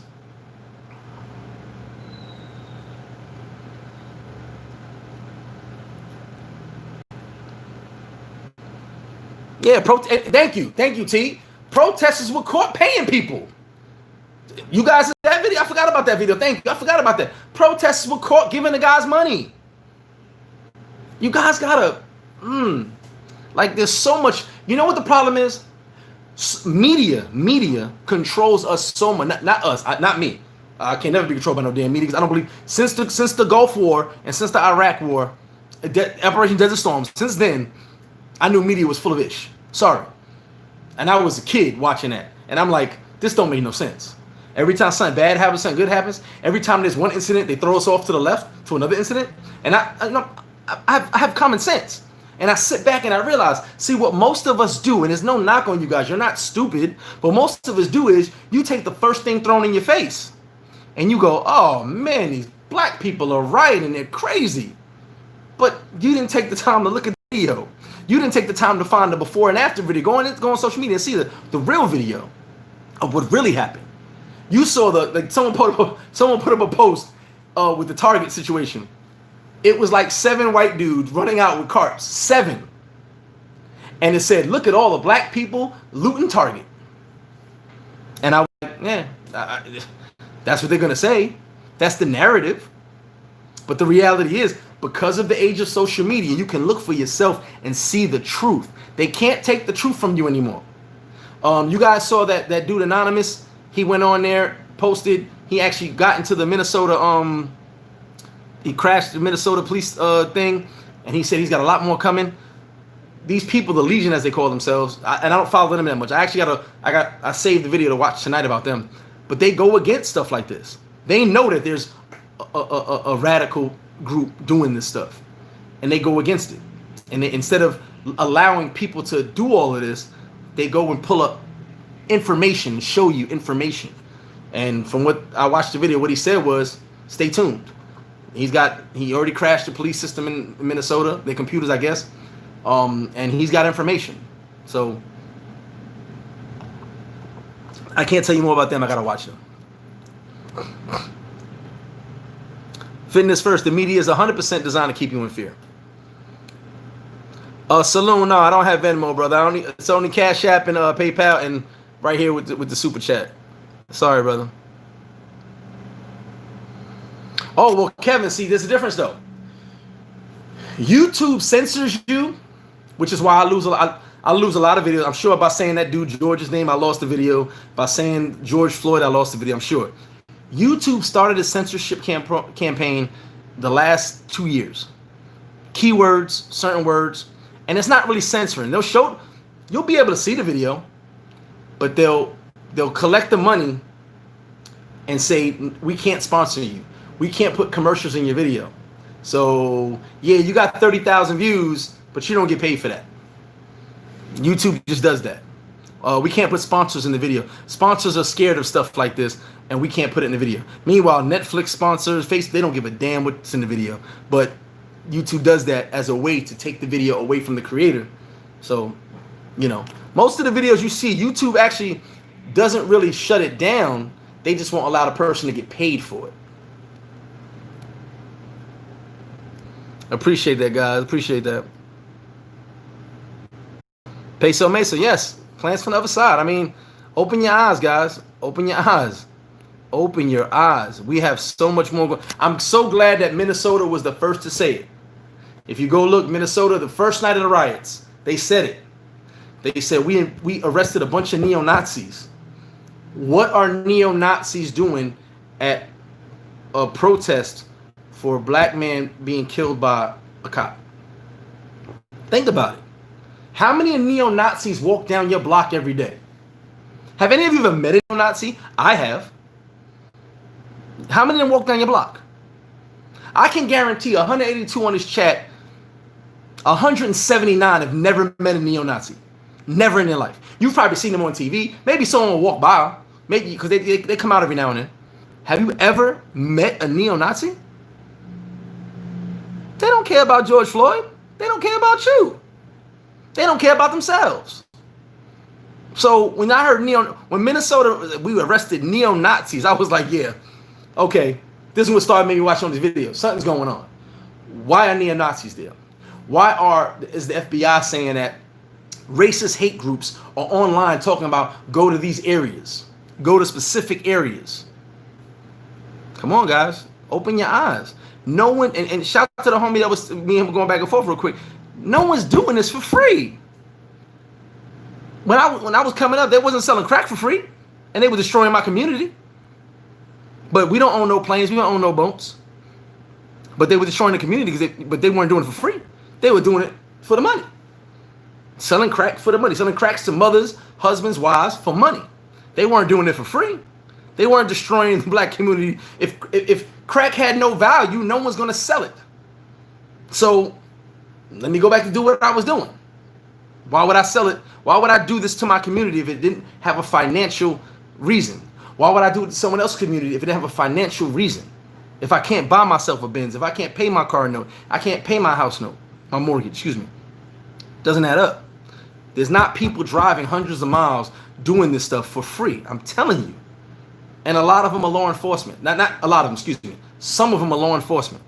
Because I can take a couple days vacation, a couple days sick days, go over here, do what I do, because they're part of those groups. And the reason I said that none of you met neo-Nazis before is because I know you, but I know most people haven't. Because once I mentioned neo-Nazi the first time, some of you would have been saying some crazy things if you actually met a neo-Nazi. They're not good people. They don't care about anybody. And their plight, which I don't understand that whole aspect of hate, their plight is hate everybody. I don't grasp that concept.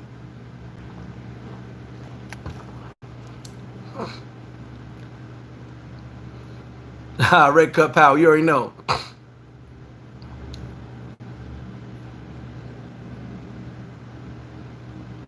Exactly, Ray. 45 started the fake. I watched that documentary this morning. That was part of me watching the riots. 45, his response to the media, since the elites run the media, so I say he's against the elites. Fake news, fake news, fake news. Now, what 45 did come on at the end of the Obama administration, which every president has caused division. Every president has caused division in races at the end of their stuff. So no different than Obama. He caused some division. Trump came in and soaked up the division. And the reason Trump did that is because he's been around so many black businessmen, artists. He's been around so many black people. He knew they'd have his back. So he did the division of saying, make America great again. This is what we're going to do. So if you notice, every time something happens, the death of George Floyd was tragic. Let's make America great again.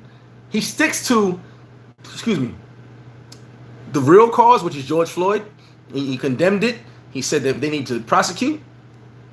But then he also went back into the division. His whole presidency is division. And it's by design.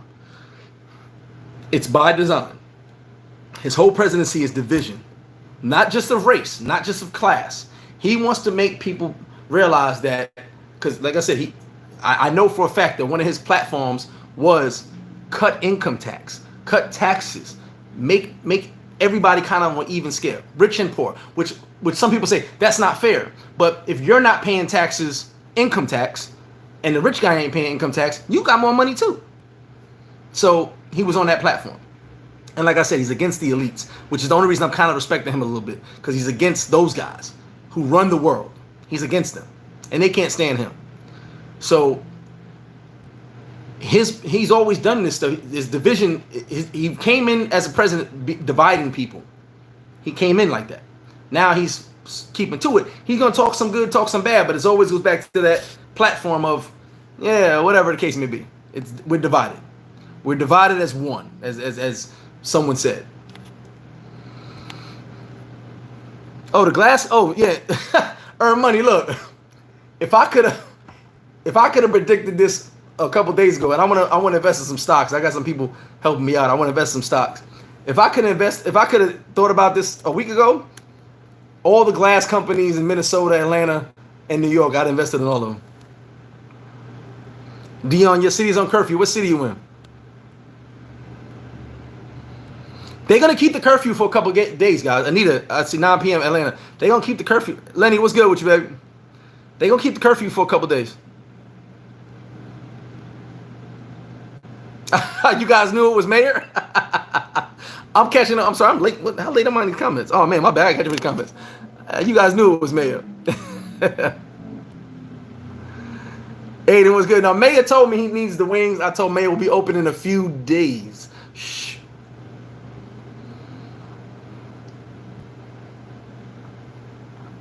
Let me catch him on these comments. I'm way behind.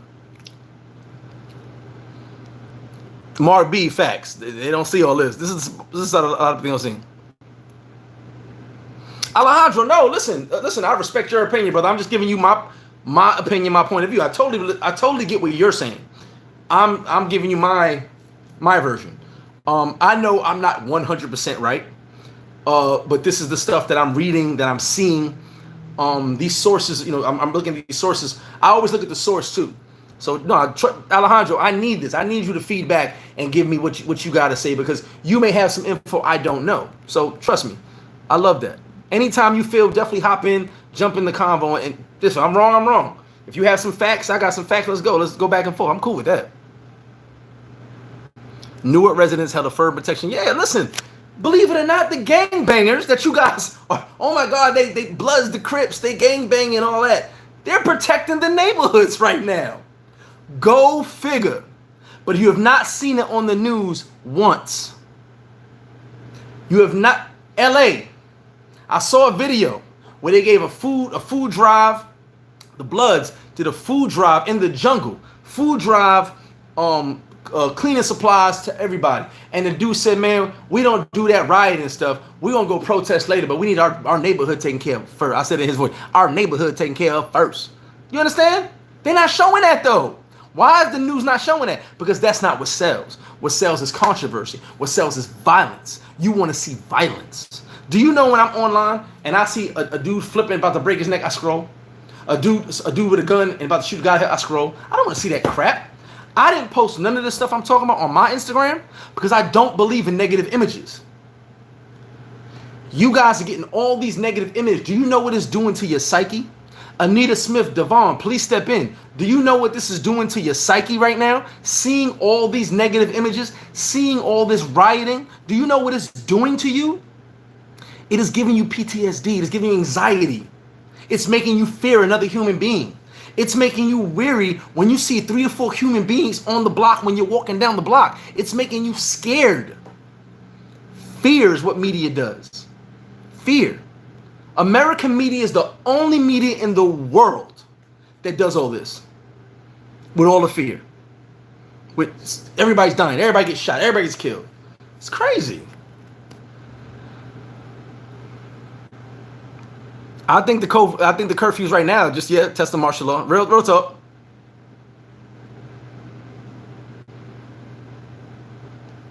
Free beef. I'm done with you, Kaz. And I gotta call you back. I'm sorry. I've been going through a lot of stuff recently. Jimmy P, what's good? I've been having a lot of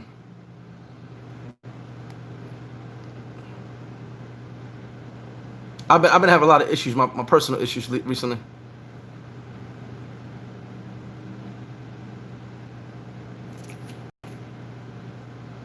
Peso Meso, I believe that. I believe that. Where'd all these guns come? No one can answer where all the guns came from in Chicago. 4 dislikes. Okay, so I'm moving on up in the world.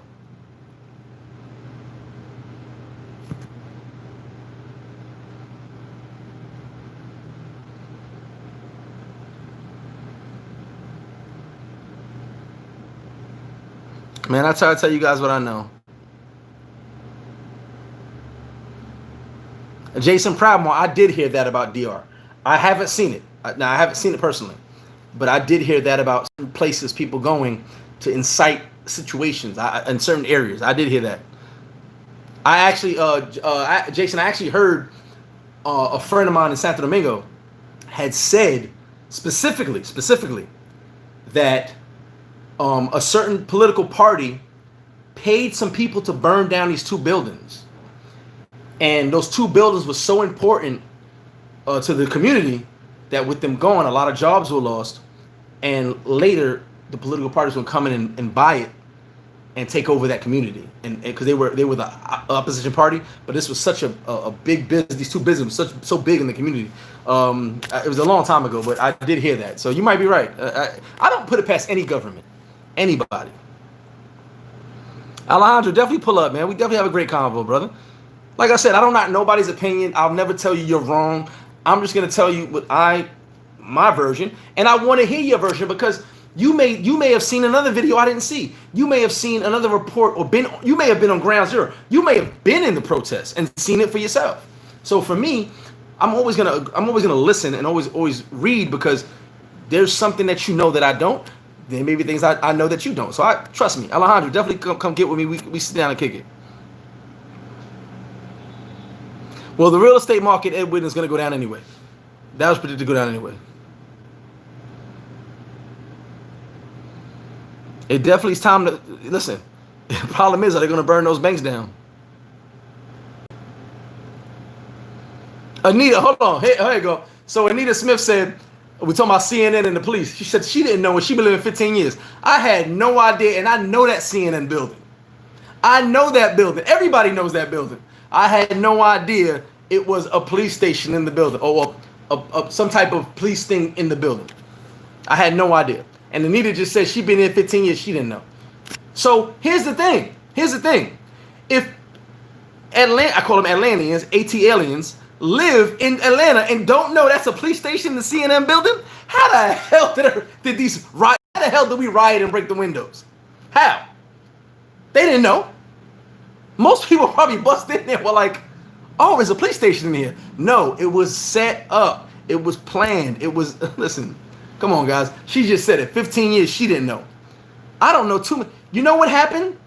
The reason I found out about it, as it was posted, there was a young black lady, and she said, why would they break the windows of the CNN building? Because there's a police station inside. It's like one police not one, but something like that. It's like an important police station. She goes, but no one knew that. No one knew that. These people who broke the windows knew that. Think about it, guys. That's all you gotta do.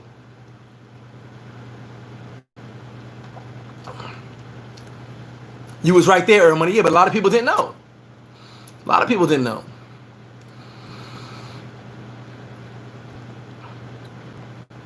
Queen's in the building. Noble, what's good?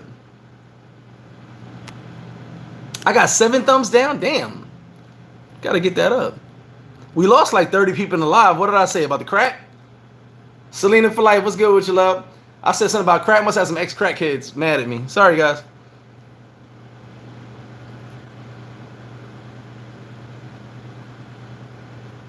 Well, look, Kevin Jimenez, shout out to you. He says he signed a bill with Epstein. I'm gonna tell you something about Epstein. If you've seen, there are like 14 documentaries on Epstein. I'm gonna tell you something. He got a sweet deal his first time because he spent nights in jail and daytime he was out traveling the world doing what he wanted to do. And so the federal someone stepped up and said, "Hey, man, that wasn't right," because he still should have been prosecuted by the federal government. Federal government prosecuted him. The dude stepped down. One of the dudes for what's the name? Stepped down, and he was part of that plea deal. So Epstein, believe it or not, And there's a lot of evidence that disappeared. Like I said, important people make important decisions. Epstein, and I have two friends that work in the Manhattan detention. Two friends. I haven't spoken to them, but I spoke to them years ago and we used to hang out. And they would tell me that Manhattan detention is crazy because one of the dudes, he used to be in the street. He's a CO, and a lot of his dudes he grew up with are in there. So he would tell me how crazy it was and how they watch him everywhere. So this night, he hangs himself on suicide watch. For you guys don't understand what suicide watch is in prison, someone checks on you every 15 minutes. Every 15 minutes. You're not given a ton of sheets, a ton of clothes that you can hang yourself with. Okay? The autopsy showed he was choked to death. That didn't get released. It died of asphyxiation. But the doctor who did the autopsy said, which is that HBO doctor, that famous doctor that be on HBO autopsy, he said that there's a bone that was broken that cannot be broken by hanging. But cameras didn't work. CEOs were sleeping. That's all I gotta say. A very powerful man with a lot of info. Yeah, I'm gonna kill him too. Why not? Yeah, everybody's gonna kill him.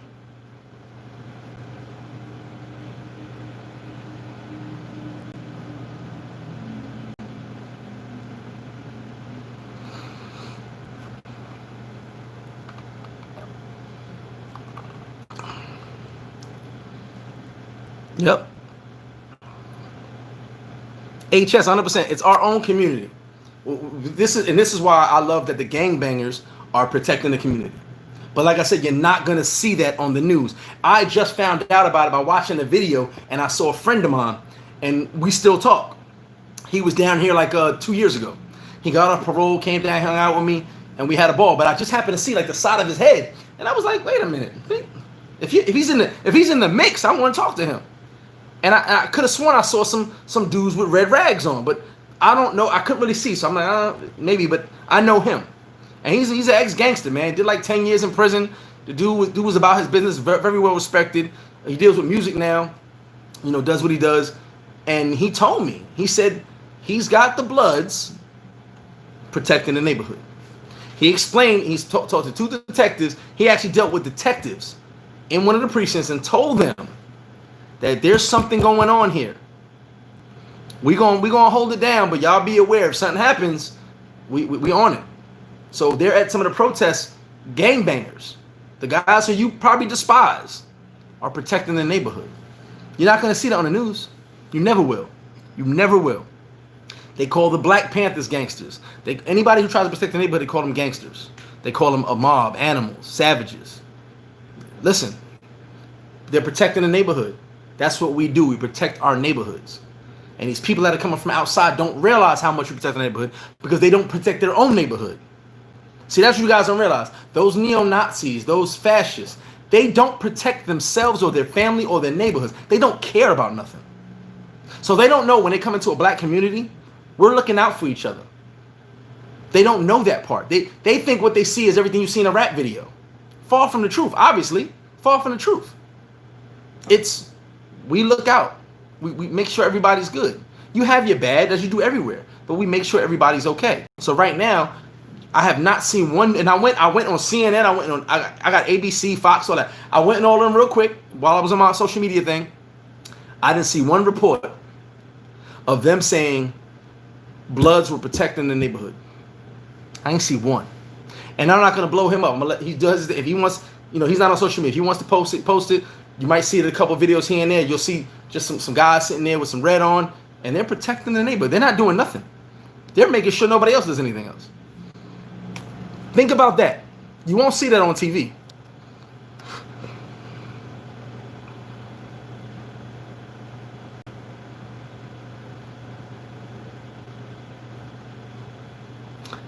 Felix, I'm not making excuses for Trump. I'm just telling you guys, because Trump is against the elite, I can rock with that, because you guys got to remember. Now we know Abraham Lincoln did not free the slaves. He did not free the slaves. He wanted to send everybody back to Africa. Okay, but the 40 Acres and a Mule was started by a general. Once Abraham Lincoln was going to approve it. Once he got killed, out the window. The 40-acre news was done. JFK, he was anti-CIA, anti-Federal Reserve, anti-elite. What they do to JFK and his brother? You got to look at history. And listen, I follow JFK because that family, they called the curse of the Kennedys. That family, half Irish. Irish people are good. Irish are the first to be against the system. If you don't know, they're the first to be against the system because the system doesn't benefit the average person. And Kennedy was against the CIA. Kennedy wanted to tear the CIA apart, and he was against the Federal Reserve. The two people who were against the Federal Thomas Jefferson, was it Thomas Jefferson or Andrew Jackson? One of those was against the Federal Reserve. They said it on a deathbed that and I can't. Sorry, one of those said it. Thomas Jefferson, Andrew Jackson said it. On their deathbed, they said that the Federal Reserve is going to destroy America. It shouldn't be there, but they were already dying. Abraham Lincoln, against the Federal Reserve, was going to sign the 40 acres and a mule because it wasn't law. See, that's what you guys don't realize. 40 acres and a mule was never law. It was done by a general. A general said, because since all the blacks helped in the war, he said, we're going to give everybody here 40 acres and a mule because you guys helped us win the war. He sent the note to Abraham Lincoln. Abraham Lincoln really didn't agree, but he said, you know what? We won the war. We're in power. Let's give all of them 40 acres and a mule. But he never signed it. It was never signed. He got killed before he signed it. JFK against the CIA, against the Federal Reserve, he gets killed. Trump against the Federal Reserve, against the elite. I'm just saying, you guys got to pay attention to this stuff. This ain't conspiracy. This is real. JFK said the CIA needs to be torn apart to its core. He said that, his exact quote. He said that. He also said that the Federal Reserve needs to be broken down because they're controlling the money they shouldn't control. I'm just saying. Elon Musk, listen, shout to those two guys who left the earth. I know you guys saw the meme. Shout to the guys who left the earth. Good job. That was a good decision. Ooh, Ice Water. Cuban Links. That's my favorite album. No, Jason, the elite did not put Trump in the seat. That's a big, and I thought that. See, I'm one person who thought that Trump was put in by the elites. The elites don't like Trump because Trump is not a billionaire like you may think he is. Go back in the Barbara Walter interviews in the 90s. Trump was broke. Trump was a fake billionaire, if you want to call him that. Trump owed everybody a lot of money, filed for bankruptcy 10 times. Trump is anti-elite. So the elite can't. And I think he might be against them because they never accepted him. It might be personal. But Trump is not with the elite. The way that Trump got into office, and you can look this up, when he sponsored Mitt Romney, and I watched the video like 2 days in a row, just because to get an idea of how crazy it was. Remember Mitt Romney was going for the presidency? Trump brought him on stage. Trump took over the stage. So here you got Mitt Romney with no type of swag, no nothing to him, just a talker and talked about absolutely nothing. Then you got Trump, who was just on freaking TV, who everybody knows. And the Republicans said, forget Romney. Let's get this guy the next go round. He's the guy. And if you remember on his show, The Apprentice, he said, should I run for president? He asked everybody, should I run for president? And they were like, yeah. That's what happened. He wasn't the popular vote. He was the vote that everybody thought they could control him, but they couldn't.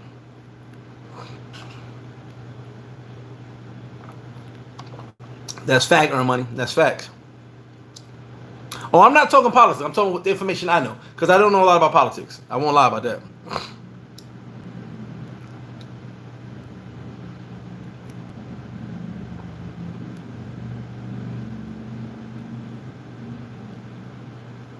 Yeah, D, I didn't know that. I did not know sex trafficking was such a big industry.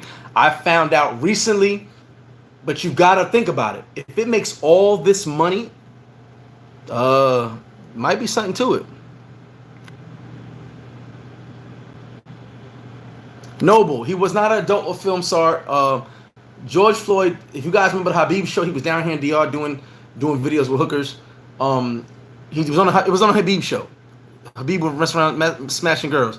But if you go to George Floyd's Instagram, he has a ton of posts about positivity, killing black on black crime, telling brothers control yourself. Everything he put up was positive. There's nothing you can say bad about this dude. He went to Minnesota to change his, to get a better, just get a better opportunity. That's the only reason he was there. For better, it was a better job, better gig. He went over there for that. This dude was on. He knew a bunch of gangbangers. He's got videos with all the other people's pages, a bunch of gangbangers, and he's telling them, "Hey man, do your thing, but stay positive. You gotta stay out of trouble." That's all he ever said. He never had a bad word. Let's shoot this motherfucker. He was on there saying, "Listen, you young boys gotta chill, and us OGs gotta let y'all guys know y'all out of pocket." He had nothing. You can't pull no bad videos about. So they threw the porno out there. Okay, cool. He made a porno. So are you mad you to make the porno? Is that like whoever did it, whoever put it out there? So that don't make him less of a man making a porno. Opportunity was there to mess with a chick. He did it. Oh, okay. But what about all the positive stuff he did? What about all the videos? What about all the people who came forward and said, this dude was, this video, there's pictures of him with a Bible in his hand around gangbangers. They're not showing that to you, are they? I've seen it. He's got gangbangers around him, and he's got a Bible in his hand. You won't see that narrative, though. You're going to see the negative narrative. Oh, he was a porn star. A porn star's bad, people? I never heard about that. But he did one video. Okay. Probably got paid $1,000. Habib's show was always jerking people. He's got videos denouncing violence, denouncing gun violence, denouncing gangbanging. He's in pictures. Go Google it. Go Google this dude, and you're going to see all the stuff that pops up. Because you can't hide this no more. He's got a picture with it's like 7 gangbangers, and he's got a big-ass Bible in his hand. And the testimony of people that say he will come through the neighborhood and talk to everybody. They wouldn't make this up. The pictures with the gangbang. I could tell you all day, I go to the neighborhoods, I tell the guys, be cool, don't do nothing. I could tell you that all day, right? He's got a picture with gangbangers and a Bible in his hand. It's not a new picture because he's dead. So all the videos of him denouncing violence, he's got the pictures to prove it. He's got the gangbangers around him with a Bible in his hand, preaching to them, hey, guys, stay out of trouble. But you won't see that part, will you? That's not the part the media wants you to see about this man. That's all I'm saying.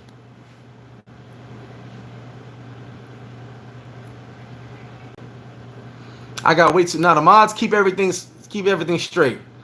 Believe it or not, the mods make sure. Well, I hope they're all making sure that there's no crazy stuff being said in here.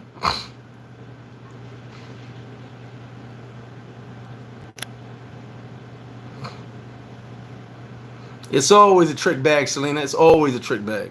This is what I'm trying to say to my people. And when I say my people, I mean black, white, Indian. I don't care who you are. You're my people. Everybody in the chat is my people. I'm talking to all of you. I'm not talking to any race. I'm talking to everybody. Because we are all being fooled. They will have you believe that black people are the most dangerous animals in the world. Same as they have you believe in my Africa. All right? But you know where most of the billionaires are from? Africa. Go look it up. Africa has tons of billionaires. You know why? Because there's a lot of money in Africa. That's why everybody wants inside of Africa. That's why every country wants in Africa. You know, everybody wants a piece. There's money there. And there's tons of African billionaires. Because they said, well, I'm from here. I'm African. Let me have my piece. Whereas everybody wants a piece from outside.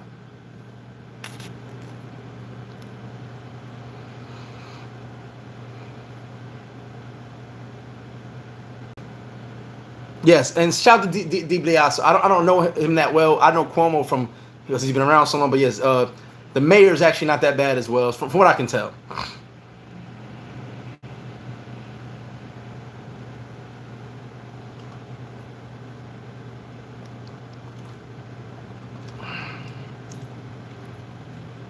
No, and Jay, thank you. Jay said that. Elon Musk is not elite, guys. See, you're getting elite mixed up with money. Money does not make you elite. Because if that was the case, all those African billionaires I just told you about would be with those guys. No. Money does not make you elite. Mark Cuban is not elite. Mark Cuban's a billionaire. He's a guy that shouldn't even have, they don't even want him there. He even said it. Most wealthy people hate Mark Cuban because he's outspoken and he don't deal with the fuckery they deal with.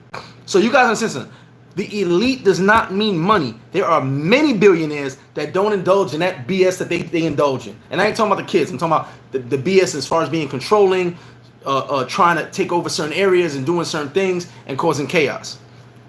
That's not what I mean. Money does not make you elite. Elon Musk is not part of the elite. He's actually probably disliked by most of the elite because he's doing things on his own. He's doing things the way he wants to do them. He teamed up with NASA. Instead of, SpaceX and NASA are like this now. What, has been 6 years since we sent somebody to space? He just did that. Let's go. I mean, money does not make you elite. Elite is the people that you don't always see.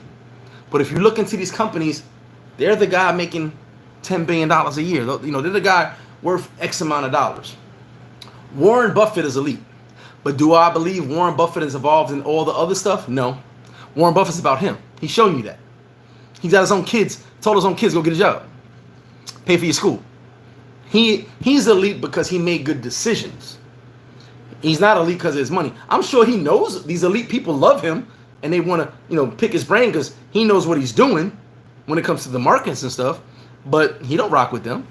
Warren Buffett rocks with rappers and Floyd Mayweather, showing them how to spend their money more than he does with these fools.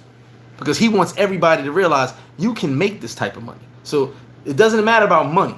Elite is not about money. Elite is that 1%. That 1% that you guys keep hearing about, that own most of the world, that's elite. Warren Buffett happens to be part of that 1%, but he don't rock with them. He rocks with everyone else to show them, listen, the reason Jay-Z tries to get people money, because he learned from Warren Buffett. He learned the system.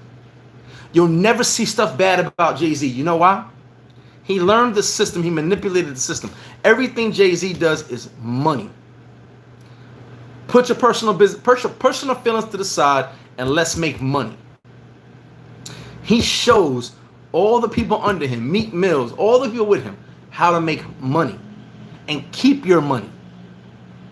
I admire Jay for that. He don't have to do that. He could just keep all his money, be a billionaire, and leave it, whatever. He shows everybody. You did it this way, do it this way. You can be better. You know what I'm saying? Everybody don't do that. I don't think Puff does that.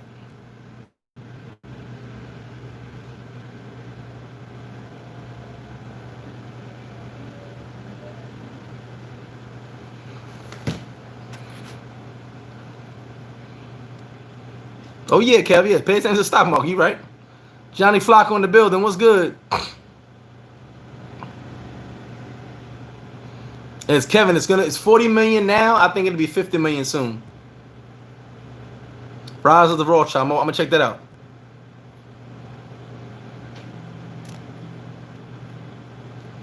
Hollis, what's up? Hey, Selena, forget about this. Let me grab some. Forget about this. Why is Bill Gates from Microsoft telling us about viruses? We can do that. We can go into that.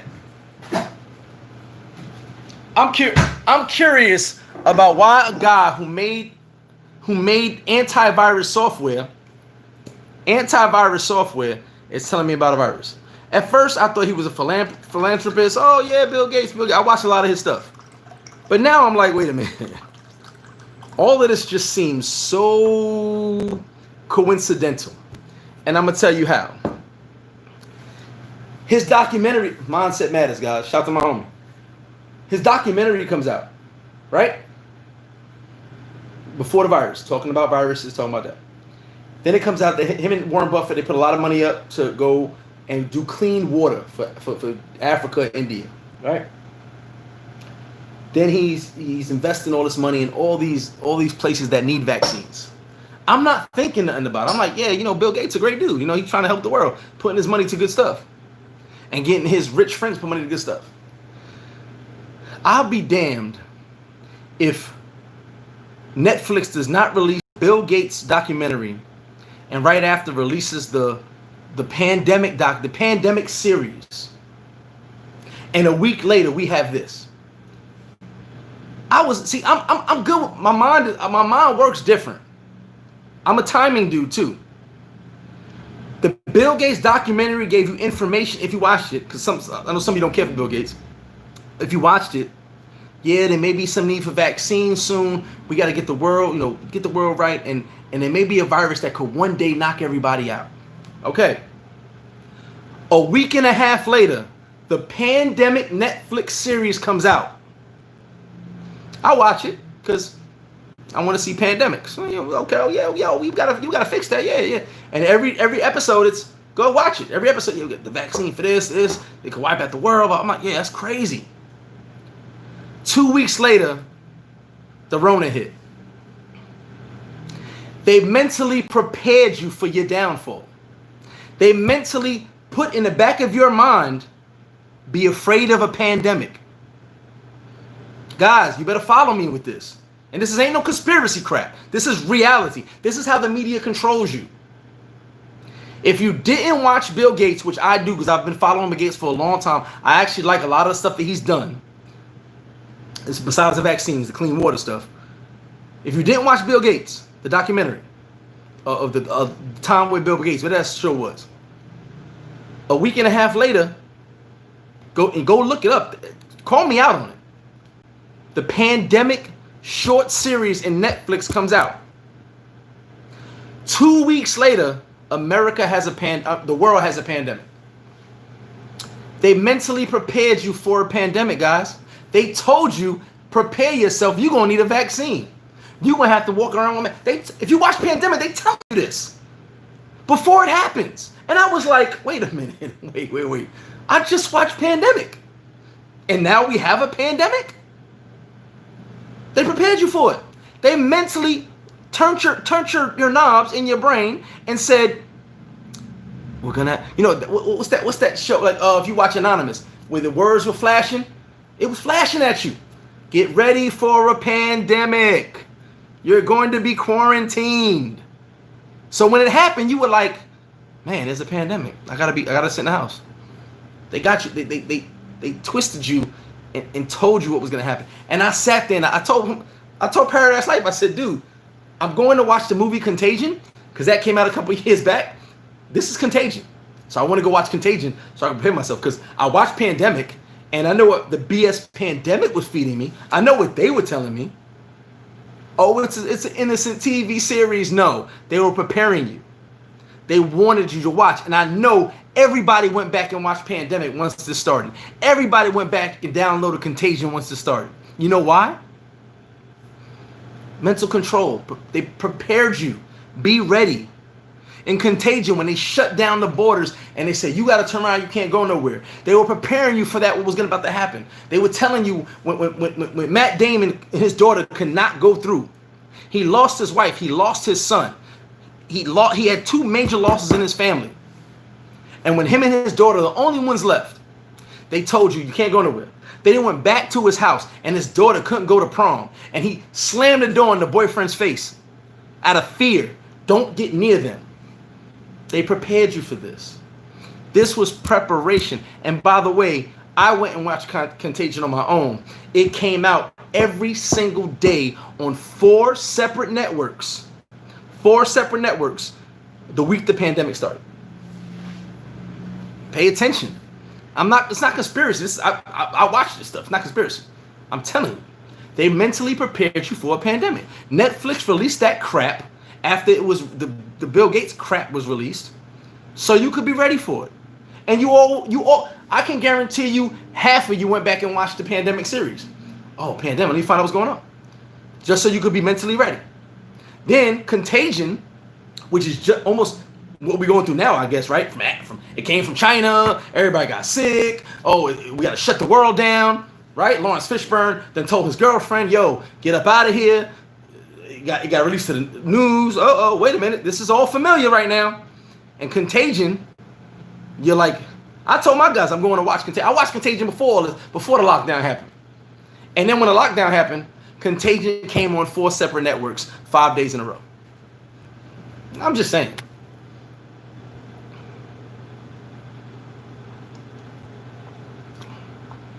Tony, hold on. I got to read Tony's comment. Tony said, met both neo-Nazi and Klansmen. They operate on the low and will converse with you while plotting chaos. Exactly, Tony.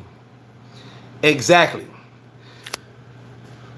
I can't say I've met a Klansman. I probably have. Me being all over the country, like America, like I used to be. I can't say I have met a Klansman. I can't confirm that. I can't confirm I met neo-Nazi because they got the swastikas on them. They have no fear of that. It's out there to you to see, and they do not care. Everything in their life is chaos. Okay, everything. Imagine you guys will sit there, and black people too. I'm not saying just white people. Black people will look and say, black people are savages. It's chaos. They're animals. Have you ever seen how a neo-Nazi carries himself? How a neo-Nazi lives? Their entire life is chaos. They're about chaos to bring them the white race. I guess that works. I don't know. But everything's chaos. They don't just kill black people. They kill Jewish people. They kill white people who like black people. They're about all of that. So it's chaos. They're not. What's the word? And I hope I make some neo-Nazis mad if they ever watch this video. You're a 5-year-old who just got spanked and is throwing a fit. There's no rhyme or reason to what they're doing, but they're doing it out of anger. And they're doing it out of hate. They're kicking their feet. They're stomping. 5-year-olds angry. They're throwing a fit. But it's just chaos. I've spoken to some. I've been around them.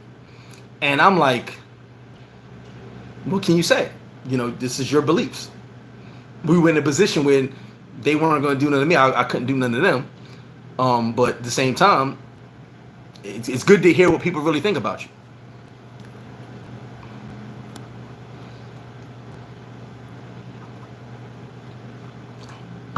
Well, feel it's because of the internet. A gap in it's because of the internet. But like I said, I also read, and I have sources that I read that have nothing to do with the media, have all to do with best-selling authors and people of the know, and ex-reporters, people who used to work for the media, people who used to work for newspapers. Those people don't have their jobs anymore because they gave factual info. Look at the young lady. Someone tell me her name. I can't remember her name. The young lady who sat there and said and got caught on tape and said, I came with the Jeffrey Epstein story 3 years ago. I had the story. I could have blown the top off of this, and they denied me. Look at this crap now that Epstein's going on. I had the story 3 years ago, and they wouldn't let me pull it out. Those are the people I listen to because they go around and they leave I call it natural media, the media, and start their own stuff because they've done real investigative reporting and they probably got shut down. Those are the ones that write books that do pretty big and end up dead from suicide. It's just one of those things. But those people are there that do real reporting. Forget about the ratings. Forget about being famous. I'm reporting real news. There's actually real reporters reporting real news. Like I said, that lady, I can't remember her name for the life of me, but she sat there and said, I had the Jeffrey Epstein story 3 years ago, and they denied me they would not allow me to make one comment about it. Some people are held back. Am I reading from another chat? What chat am I reading from? And no, Aiden, I'm behind. Hold on. I'm behind. Let me catch up these comments. I'm behind all these comments. You guys remember when I'm talking, I'm not reading the comments.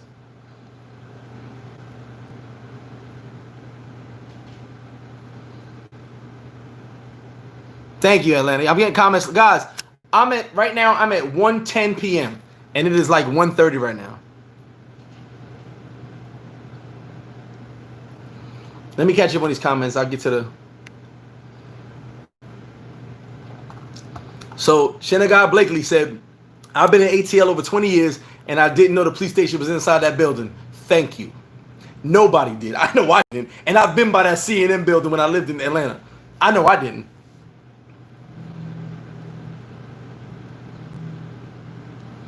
Let me try to catch up on these comments, guys. I'm going to try my best not to get sidetracked. Yes, Phillips. It's Earn Money. Thank you. Phillips Arena. What's the hotel right there, too? What's the name of that hotel? Phillips Arena. Because I've been in that hotel with a couple of parties. Tell me, Earn Money, when you know the name of that hotel. The W? The W? Johnny Flacco, you gotta have the tattoo.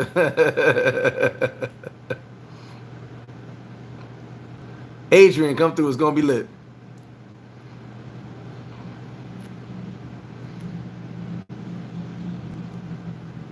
Hold on, YouTube troll just said I'm correct. That means I'm doing something right. I'm gonna get into that comment feed. Abraham Lincoln was racist. I'll get into that comment in a second. Let me just catch up on these comments. I know I'm way behind.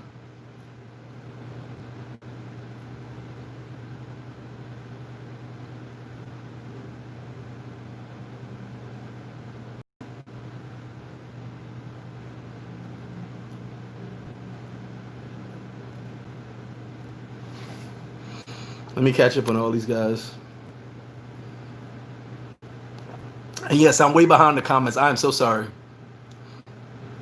Pythagoras, I can't grow a beard, man. My thing won't grow more. And the only reason I didn't shave is because I was in the pool with my homie, John, at his villa, and I got sunburn on my head, so I didn't want to shave.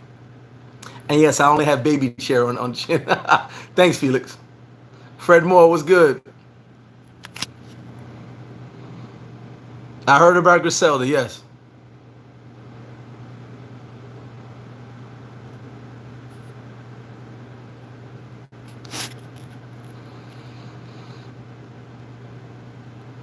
Felix, re-put that comment you just put up a minute ago, the one I said I'm gonna answer to.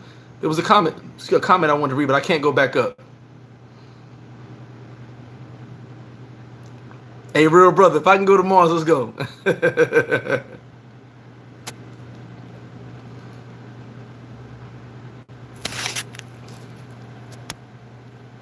I'm always telling facts, y'all. I'm always telling facts.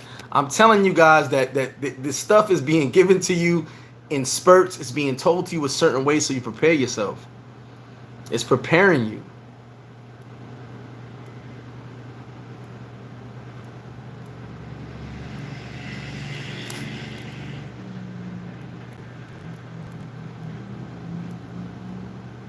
All right, so I'm caught up. Hold on. What time is it? Okay, I'm caught up. I'm almost caught up. 1:40 p.m. Thank you, T. All right, I'm almost caught up. But hold on, roll the tape. Shout out to Richie Rich. But Richie Rich, did you know that priest in there? I got a bunch of people on this live that had no idea that priest was there. That lived there. I lived there. I had no idea that priest was there. I used to go to the hotel. I used to go to the stadium. I had no idea that priest was there. No, not the Omni, the other hotel. Is it the Omni now? My mother's here. Liz, where did we go for Pauline's party with the dentist? Was that the Omni? We were upstairs in having that party. Was that the Omni? So if that was the Omni, then yes, it's the Omni. Also, you was there. Okay, well, Rich, you worked in the building. Of course, you knew that, but most people didn't know.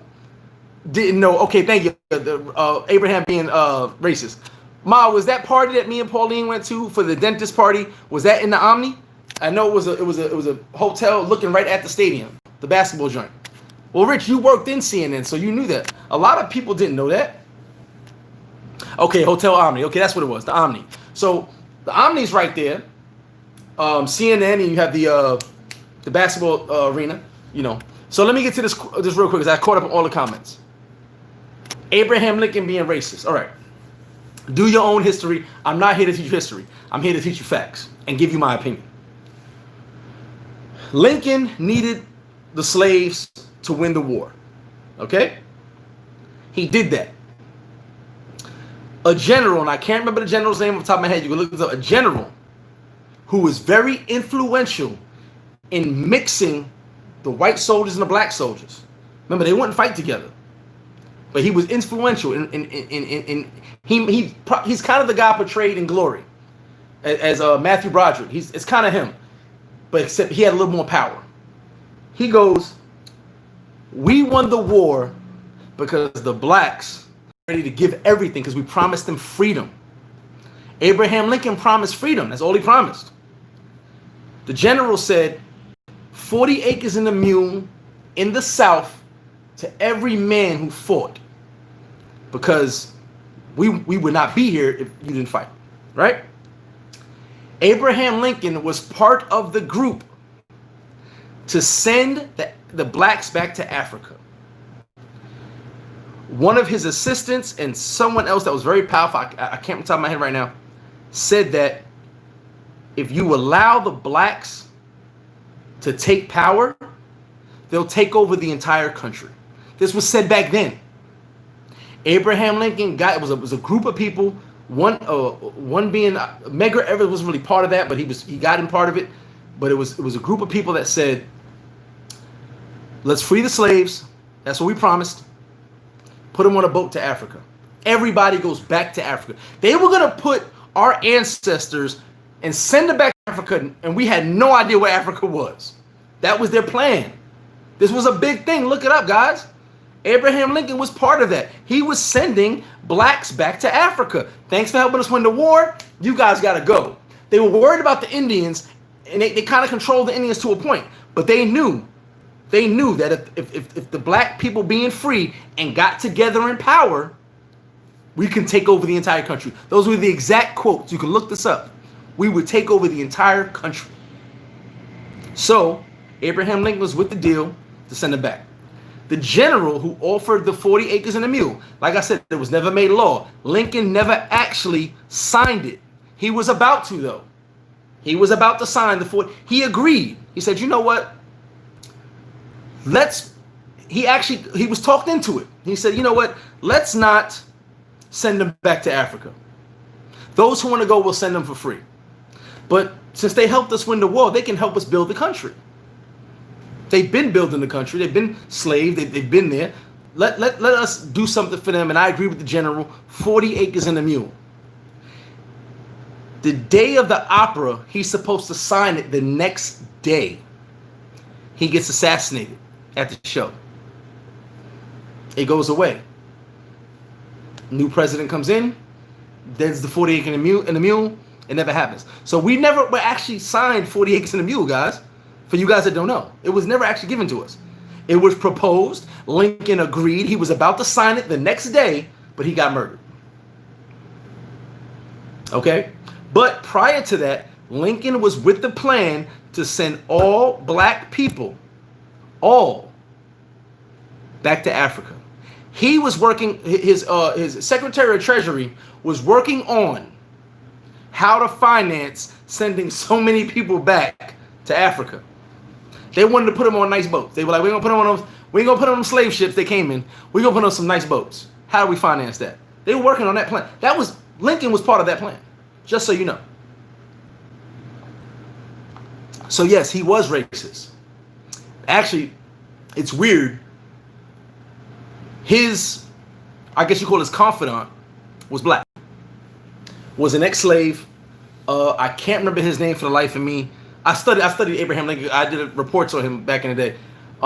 His ex-slave was his like right hand. He was racist only because he felt that blacks could take over the country. But his confidant, his right hand, was black, not a slave. He actually worked for him. He worked for he lived room and board, food, room and board. He didn't get no real money, but he worked for him, and he was his best friend. He confided in him. So when you say racist, yes, to a point, but his right hand was black, and with the 40 acres and a mule, he was giving into that. He said, you know what? Let's.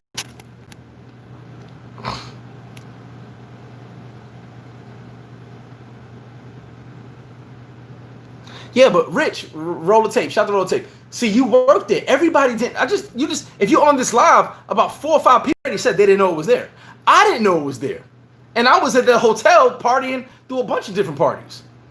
I didn't know I was there. I had no idea.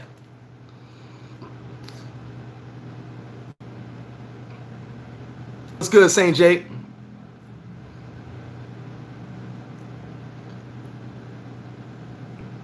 Well, I'll blow your mind, Chris, because you just said a lot of spots have cops. Do you guys know the building that Hot 97 is in New York? Is the Construction Workers Union. That's actually not a Hot 97 building. The building is the Construction Workers Union in New York. That's their building. Hot 97 rents a space. I know because I was online twice when I was younger. if the first like it's like the first 100 people, if you wait online like 5 in the morning, 4 in the morning, you wait online. First 100 people, you get in there. You go to school for free. They give you school. You go for construction, and you get a certain job, and whatever job it is, you going to school for free. So the construction, it might be something else, but I think it's Construction Labor Union of New York. That building, when you walk in, it says it. Construction Labor Union. That's their building. Hot 97 is just in that building. But Hot 97 don't have no logo outside. CNN has the big CNN thing outside in Atlanta. Hot 97 is Hot 97. You just know the building. But it's actually the Construction Labor Union or Construction Union, whatever it is. It has nothing to do with Hot 97. Hot 97 rents a space in that building. People don't realize that. St. J, you late, but you here.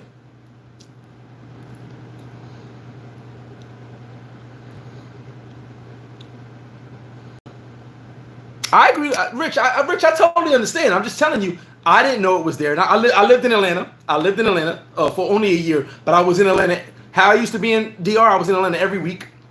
In the Omni, down there, going to the Hawks games. I was down there. I never knew. And as you see, people who lived there 15 years, people who lived there 20 years, had no idea that there was police in that building. See, you worked there, so you knew that. A lot of people didn't know. And like I said, on the first time I saw the video, a young black lady said, real brother, I did live everywhere. I can't help myself. A young black lady said, if you did not know, there were the windows of the CNN building, because there's a police precinct in there. And that's when I was like, really? I've seen that building a million times and never knew there was a precinct inside. And she said it. She goes, if you wonder why they're breaking the windows of CNN, it's a police precinct. Not many black people knew that. So why would we break the? What are we doing that for? Yeah, now, real brother, I lived a lot of places, man. All up and down the East Coast. I can't help myself. And now I'm here in DR. And we're going to get some of you guys down here to DR because right now, whew, no, I didn't know. Look, on the chat, people are saying they didn't know. 15, 20 years, 10 years, people didn't know.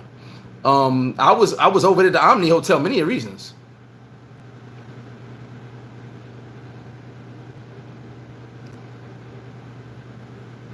Facts. Selena, you're right. But remember, he freed us, but he was trying to send us back to Africa. People don't know about that part. People do not know that Lincoln was planning to send blacks to Africa. That was his plan. Go look it up.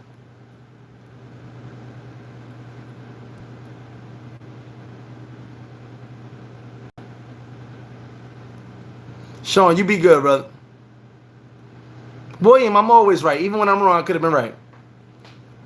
Yeah, Rich, I mean, look, you worked there, so you had inside information. But for the most part, I don't know too many people that knew that the police station was in there. It was actually a surprise to me because I've been down there a lot. Like, I used to be down there a lot. And you couldn't tell me there was I would have saw police walking out of CNN. No big, whatever. Never thought twice about it.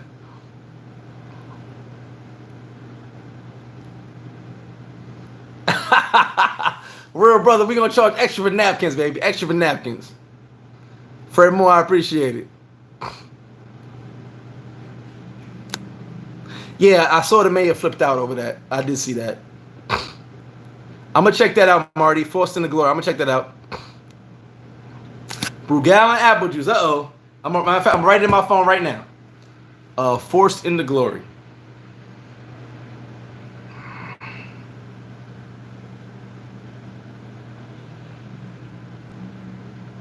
Is Doc here right now?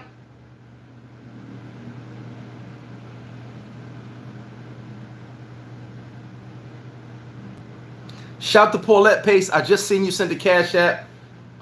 Felix, did you get that Cash App? I gotta check. I gotta check that out. Shout to Paulette Pace. I just wrote it down. Forced Glory. I just wrote it in my phone. And someone sent me an email about child trafficking. I'm definitely going to read that when I'm done. Guys, you have no idea. I read all the time. I'm giving you info of stuff that I read. Atlanta Gilmore, thank you. I just saw you sent that. And see, here's the thing. All right, so Atlanta Gilmore sent me the stuff with Trump in it. I did see this, right? I did see this. But has this been proven that it's real with Trump in it? Because I haven't seen anyone say Trump was involved with, as far as this goes. Are these documents real? No one can confirm if they're real or not. Travis was good with you. So I say that to say this because it's Mother's Day here, and the curfew's 5 o'clock today. It's 2 o'clock. I'm gonna end it like this. Not end it, a couple more minutes. Any questions you guys throw them at me, but I'm gonna tell you like this. Be careful of what you. Thank you, Ray. Get those likes up. Be careful of what you're learning from the media, from CNN, what you're learning from Fox News. Be careful. It's not always right, guys. And Frank Smith, $500 bond, not bail, bond. Meaning he needs $25,000 to $50,000 to get out, depending on what Minnesota has. He'll be out. He might already be out. They fool you with the words. Bail, bond is two different things. I'm gonna read that on Money Trust. I'm gonna read that, and I'm into that. You know, I know who the most powerful families in the world are. I know about that. And by the way, Bill Gates is actually part of the Rothschilds. Nobody knows that. Yeah, get them wings, T. So just be aware of what you follow, what you listen to. Because as a young black man, and well, I'm not young now, but I used to be young. You may not know that. I used to have hair and all that. And I might be intimidating now, but I was very intimidating with all my hair.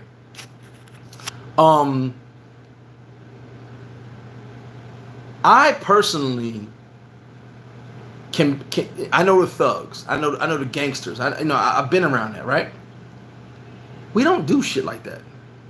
When I'm telling you I'm speaking for you guys and me, but I'm speaking for when I was younger.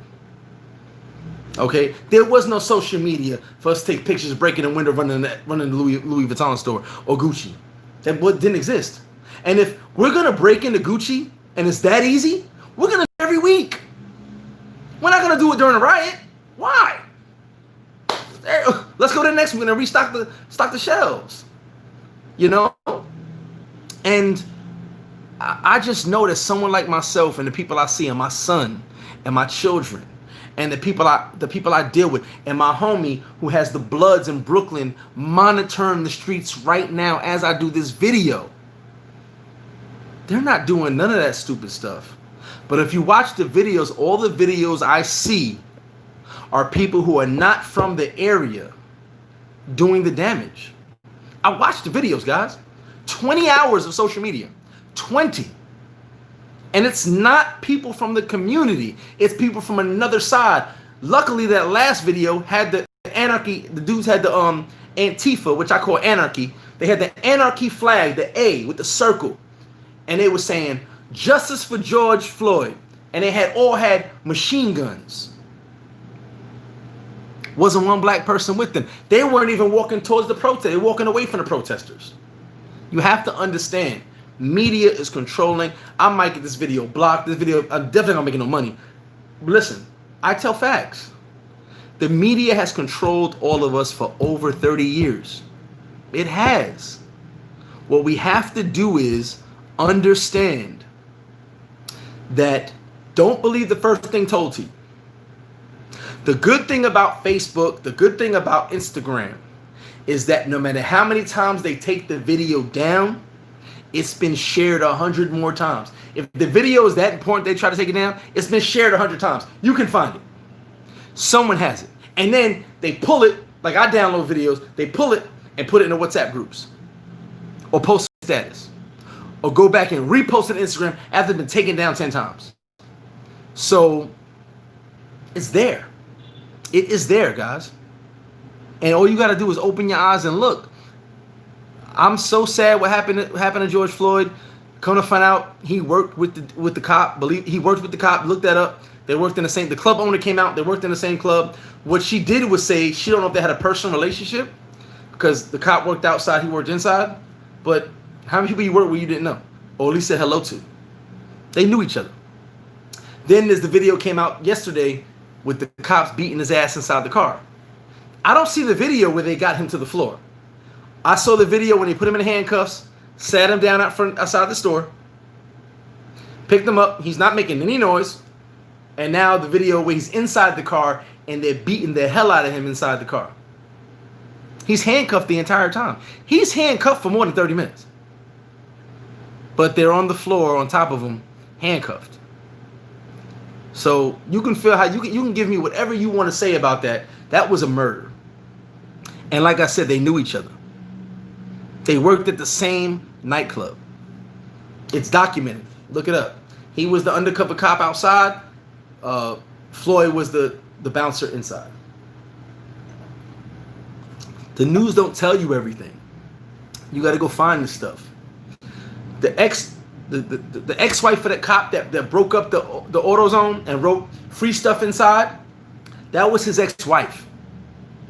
Her friend is the one that posted that. She was like, oh my God, I'm shaking. That's him. That's his. She has no loyalty to him because they're broken up. But when she realized it was her mask, her gloves, his voice, she realized that was him. She's telling her friend, yeah, what loyalty she got to him. But you won't see that in the news. You won't see that. But it's on social media. She even came forward. I can't find her it's a Facebook. I think she shut the Facebook down because she got so many threats. She even came out and posted, my ex-husband did this. That's him. No doubts about it. There's been no rebuttal. The police department has not said one thing because it's him. How embarrassed would they be that a cop started the riots? They couldn't do that. He might be a neo-Nazi without the tattoos. Or he's got a small tattoo on the back of his arm. That's a whole nother story. So don't believe what you see and hear. The blacks are savages. They're killers. No, come on, man. Even during Rodney King, I told you that was us. Rodney King was us. Hands down, we were upset. We were pissed. If you were around that time, the mentality was like, let's just destroy stuff. But I heard this back then when I was in high school. I'm sorry, no, junior high. How there were people in the crowd that were not from California. So now, as I grow older, I'm like, yeah, it might be true. There might have been antagonizers back then. Because here's what we know. Here's the facts. Here's the facts. When even I'm talking to everybody in my chat right now. Even when black and white, whatever you are, Indian, Canadian, whatever you are, and you go, black people are animals who sell drugs and kill their own people. The government brought those drugs in my neighborhood, just so you know. We don't own boats. We don't own planes. And those drugs got here. The government, it's been proven, they brought those drugs in my neighborhood. What did I do? Well, not me. What did we do? We took advantage of it. Do you understand? I don't know one black person. Well, sorry, that's a lie. Back then, with a plane or a boat. Not one. They brought it in. We sold it. We got rich. And if you go back during the crack era, if you sold crack, you got 100 times more time in prison than selling cocaine. You want to know why? Because crack was manufactured. They came up with the draconian drug laws saying that you manufacture a drug, you go to prison. That was for the black community. We didn't invent crack. We didn't start crack. It was provided to us. It was shown how to make it, how to do it. Go look up Snowfall, one of my favorite shows. And I'm gonna catch them in the comments. One of my favorite shows, Snowfall. And people go, why, Greg? I go, well, because I was there in the crack era. I saw how police would pull a crack dealer over and not know what crack was. I was there. I saw a cop throw about this much crack on the floor. He didn't know what it was. He didn't know what crack was. So he threw it on the floor. Because it wasn't cocaine, was it? No. If you ever seen crack, cocaine, two different things. It looks totally different. So I've seen it. There's drug dealers who talk about it on YouTube, who how when cops got them, they didn't know. The cops was like, what is this? What is this tan substance? It stinks. They toss it. They get a couple dollars, they let them go. So I was there. And then they do the laws out there because crack took over so fast. Oh, if you sell crack, you get triple the time, quadruple the time from cocaine. Why is that? Why did the draconian drug laws change in the 2000s? Because it was not fair. Because you had people who were using the drugs doing 25, 50 years. You had non-violent drug offenders who, I had some crack, I sold some crack, okay, doing 25 years. Never hurt nobody, never bust a grape in their life, doing time. Understand how the media has portrayed the people you don't know, the society you've never been around, the hood, the neighborhood you've never been to, how they talk about certain projects, and you can actually go there, believe it or not. When they're making those videos, they're there. But the media will have you believe that black people are animals, that they walk around with spray paint, that they walk around with hammers and break windows. That's not how it is. And I'm talking to black people too, because black people believe that. Black people who didn't grow up where I grew up at, outside, they go, man, these people are dangerous. No, that's not what we do. We don't carry hammers to protest against police. We don't carry bats to protest against police. We don't carry spray paint to protest against police. That's not what we do. They fooled you. And yes, this video might get taken. I don't care. They fooled you. I grew up. I said the word hooligan. That was a joke because my London boy. I was a little thug. I wasn't thinking about no spray paint. I wasn't thinking about no walking around with a hammer, walking around with a bat. Well, I probably had a bat. I don't know. Maybe sometimes. But and a protest? I didn't go to the Million Man March with a hammer in my pocket. I didn't go to the Million Man March with spray paint. That's not what we do. But see, they infiltrate us and they try to show you that's what we do. They go on TV and that's what they show you. I gotta find that video and I'm gonna post it where the dude was, they literally surrounded the camera crew and said, why did you show that but you didn't show that? Those guys started that.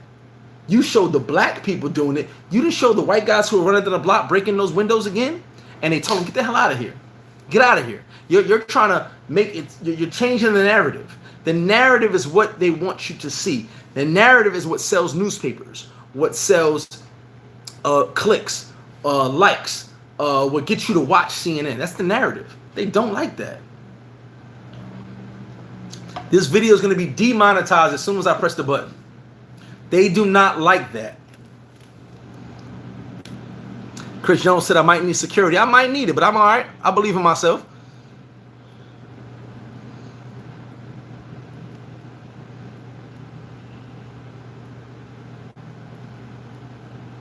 Exactly, Selena. Right now we have cameras. Right now, all of these infiltrators, Antifa, the neo-Nazis, they're being caught.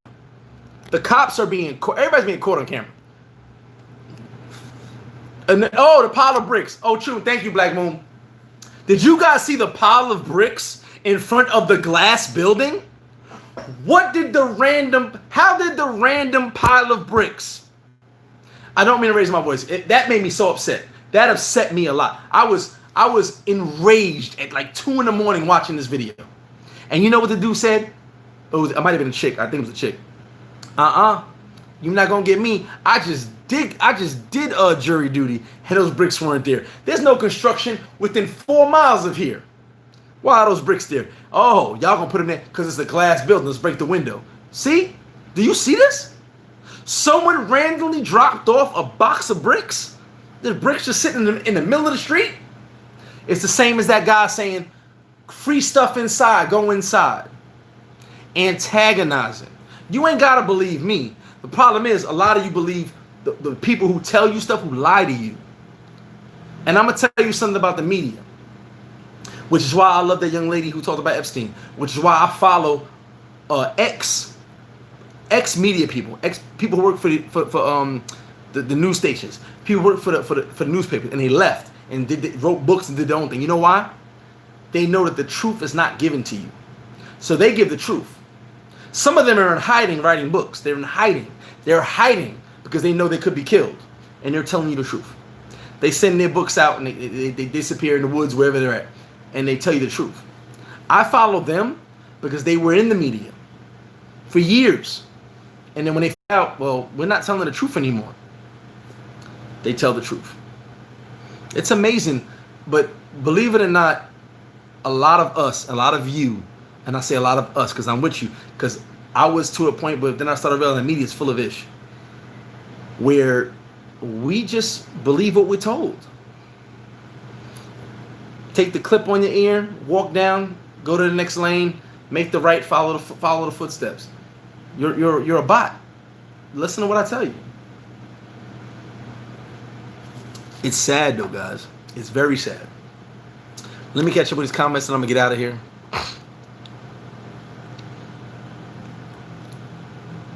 Yeah, guys, listen, when it comes to crack, we were just trying to make money. You guys, anybody who talks, go watch Snowfall. I love Snowfall because it breaks down the crack, and that's from the LA point of view, but it happened in the East Coast. He's dealing with 2 major drug dealers, a CIA agent, and an FBI. Well, you're going to find out later. One of those guys is an FBI agent. He's dealing with the government. And the major drug dealer he's dealing with, one of them, is a government informant. He's Freeway Rick, basically. And it's going to come out in the next series, the next season. This is how crack started. This was given to us. And then they made the laws 10 times worse just for crack to make us go in jail, in the jail industry, $1 billion industry. This ain't conspiracy. This is real.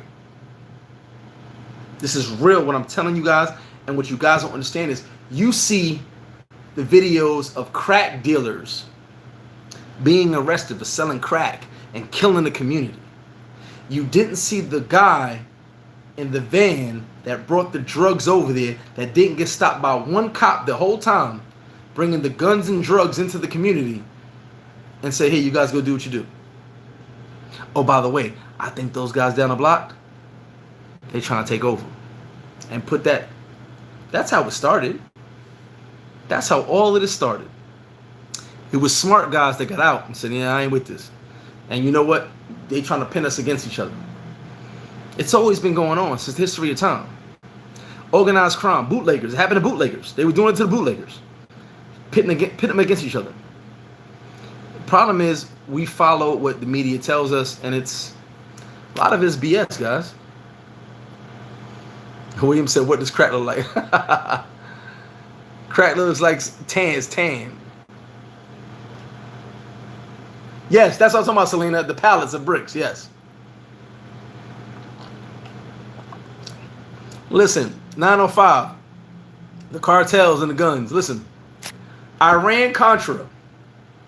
The Iran-Contra affair. There's 2 movies about it and 3 documentaries. The Iran-Contra affair, which I watched the trials, and I knew nothing about the actual drug part until later on in life. Oliver North was giving guns to the Contras in Nicaragua. They were kids. There's a movie about it. They were kids. They didn't want the guns. So what the white dude did, who owned all the government gave him the planes, was go to the Colombians and say, well, give me drugs. Take the guns. Give me the drugs. I go over here, bring you the money. We split that. Iran-Contra affair was bringing all the drugs in America. Oliver North was planning to support the Contras in Nicaragua. The guns came from Iran. Iran-Contra affair. Guys, this stuff is public information. What happened was they got messed up when all the Colombian drug lords had bigger armies than Colombia had. Because this dude, instead of bringing the guns to Nicaragua, because like I said, if you watch the video, they robbed them of his shoes. They were kids. They didn't care about war. They didn't care about guns. They tried to force them to fight, and these kids were like, "We want to listen to music, smoke weed. We don't care about that." And that was the truth of it. They didn't care about war. They didn't know what they were fighting for. They were happy. He brought the guns to Colombia. Colombia used them, obviously, and gave back drugs. Then when they got caught, they said, well, it's a lot of money here. CIA, a lot of money. Keep it going. CIA sponsors a lot of wars. Keep it going. No money like drug money. Snowfall is definitely one of the best ones. Selena, thank you. They had glass breaking tools. Exactly. So thank you, Selena. You're seeing this.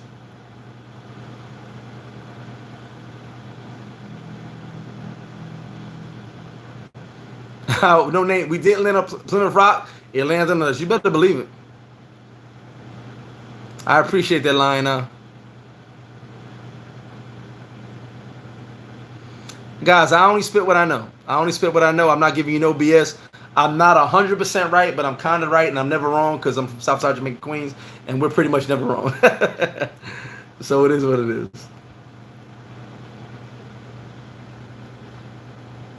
Yes, it's the Omni Hotel. Yeah, my mom. Everybody said it. I thought it was a W. I could have sworn it was a W. Omni, yes, the Omni Hotel. That was the hotel. I did a bunch of parties, and I did parties. I was in parties there. Excuse me. And then I know we saw CNN. We saw the Hawks, because I was in a party and the Hawks game got out and it was nuts in the street. And I was like, what's going on? I didn't even know the Hawks was playing. I was in a huge party, and it was dope. I appreciate it, Steve. Appreciate it, God. I appreciate all you guys, man. Appreciate all you guys.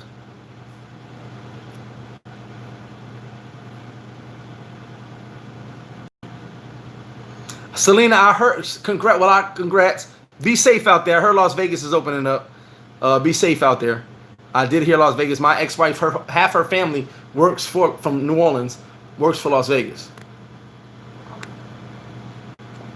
So shout to you for that. Travis, yes, it's about Freeway Rick, but Travis, I will tell that story later. It's not just about Freeway Rick. It's also about a guy named Butch. And Butch kind of was one of the biggest people in California. I only know this because I know Butch's grandkids. Very good friends. One is a very good friend of mine, excuse me. And Butch is the reason that the original Rick Ross was able to do what he did. You know, Butch is dead, but it's one of those we intertwine the characters like Game of Thrones. Intertwine the characters, throw everything that they both did. It's like that. And Butch from Cali, all OGs probably know him. Very, very well known dude.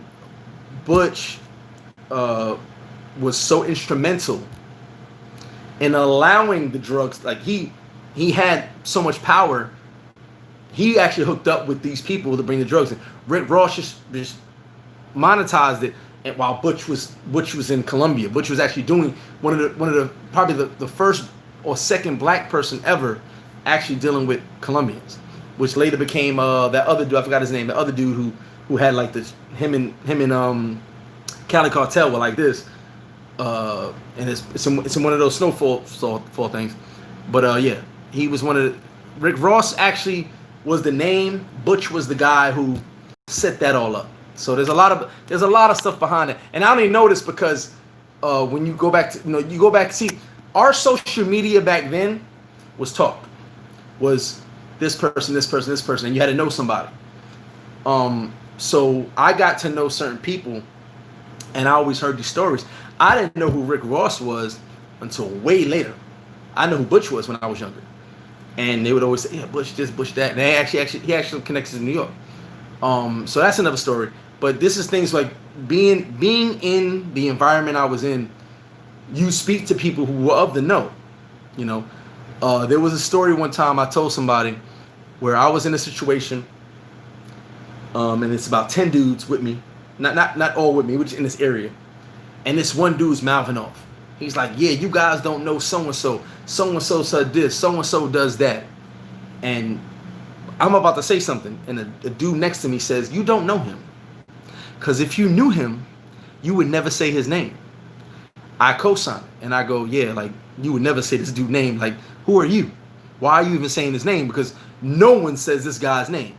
He's so low that you would never say his name out loud. Like, you would call it Kaiser Sose type. There's dudes that really move like that, where if you say their name, you know them. But if you heard of them, you never say their name because you don't know them. And so this dude was like, yeah, you're right. Whatever. I don't know him. F y'all. And walked away. But that's the things that a lot of people don't know. There is an underground. There is a mafia presence amongst every nationality. There is. There is a secret society of guys who talk a certain way and deal with each other a certain way and don't run their mouth. There are people that if you speak of them out loud, people come up and check you, like I just talked about. They come up and check you. Why are you saying that name? Why are you saying that name? What reason you have to say that name right now? That name should not be spoken out loud. This is a person that feeds the community, does what he does. But you should not be speaking that name. So it happens. And just as it is in the government. So, But it's all great. Love all you guys. Let's work on something to get all you guys down here, because your money goes a long way down here, and I will be helping with that.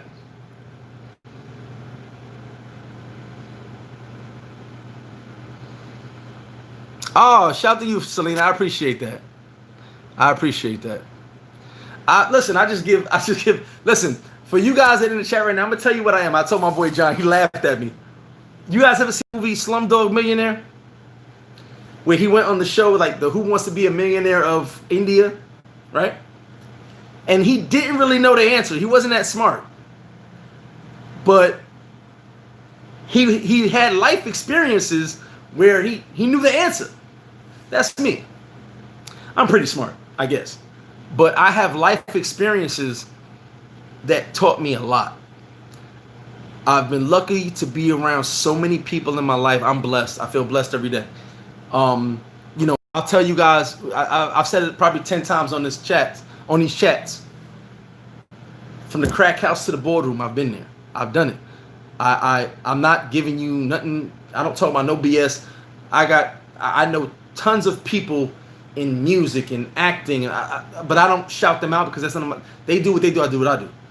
But I can tell you about life, because if there's one thing I've done is I've lived life. Not the greatest life, not the most positive life of all time, but real brother. Hopefully tonight. See what time I get home, because it's 2:30 right now. I'm gonna get off of this. But I've lived life, and my experiences are amazing. I've been around Bad Boy, been around Wu-Tang, been around all. I've been around it, but that didn't make me. What made me was the experiences I got from these people, and I learned. That's who you see in front of you. I'll never regret my life. I'll never regret the bad or the good, or the so-so that could have been better. Excuse me. That's just me. So you get 100% me, and I appreciate you guys. Reggie, you already know we're gonna do it.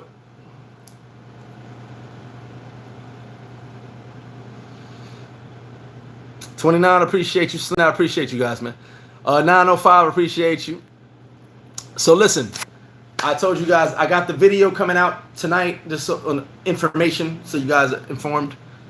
Whoever didn't catch up what I was saying, let's focus on that. Be safe. Everybody be safe. Everybody be safe. Appreciate all you guys, man. I'm humbled. I'm humbled by the love, because I only be me. I can only be me.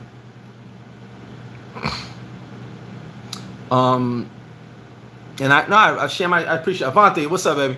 I appreciate all y'all. So stay tuned. We got Simp Talk coming Wednesday. For you guys that are members, I have a a live, my first live for the members only, coming on Tuesday. Check the community out. We're yeah, Adrian, those bricks were dropped off. Yeah, where'd the bricks come from outside of a glass building? Oh, think about it. Appreciate all you guys. Felicia, appreciate you always. You guys stay tuned. All right. Appreciate you. Next live coming soon. I might have a pop-up live. I say it all the time, but I'll be getting caught up, man. I got so much going on. I'm opening flip-flop this week, so we'll see what happens. Appreciate everybody. Appreciate the love. Appreciate the support. Appreciate the back and forth because I need it. You guys stimulate me as I try to stimulate y'all. But just stay safe. Everybody stay safe, please. Because I would love for you guys to come down here and kick with me one-on-one. And even for you guys that don't agree with me. For you guys that don't agree with me, I would love for you to sit and have a one-on-one conversation. That, to me, that's even better. We could talk and we can debate one-on-one. You know? And yes, get some wings. So appreciate all you guys, man. Stay tuned. Next joint coming up soon, all right? Thank you.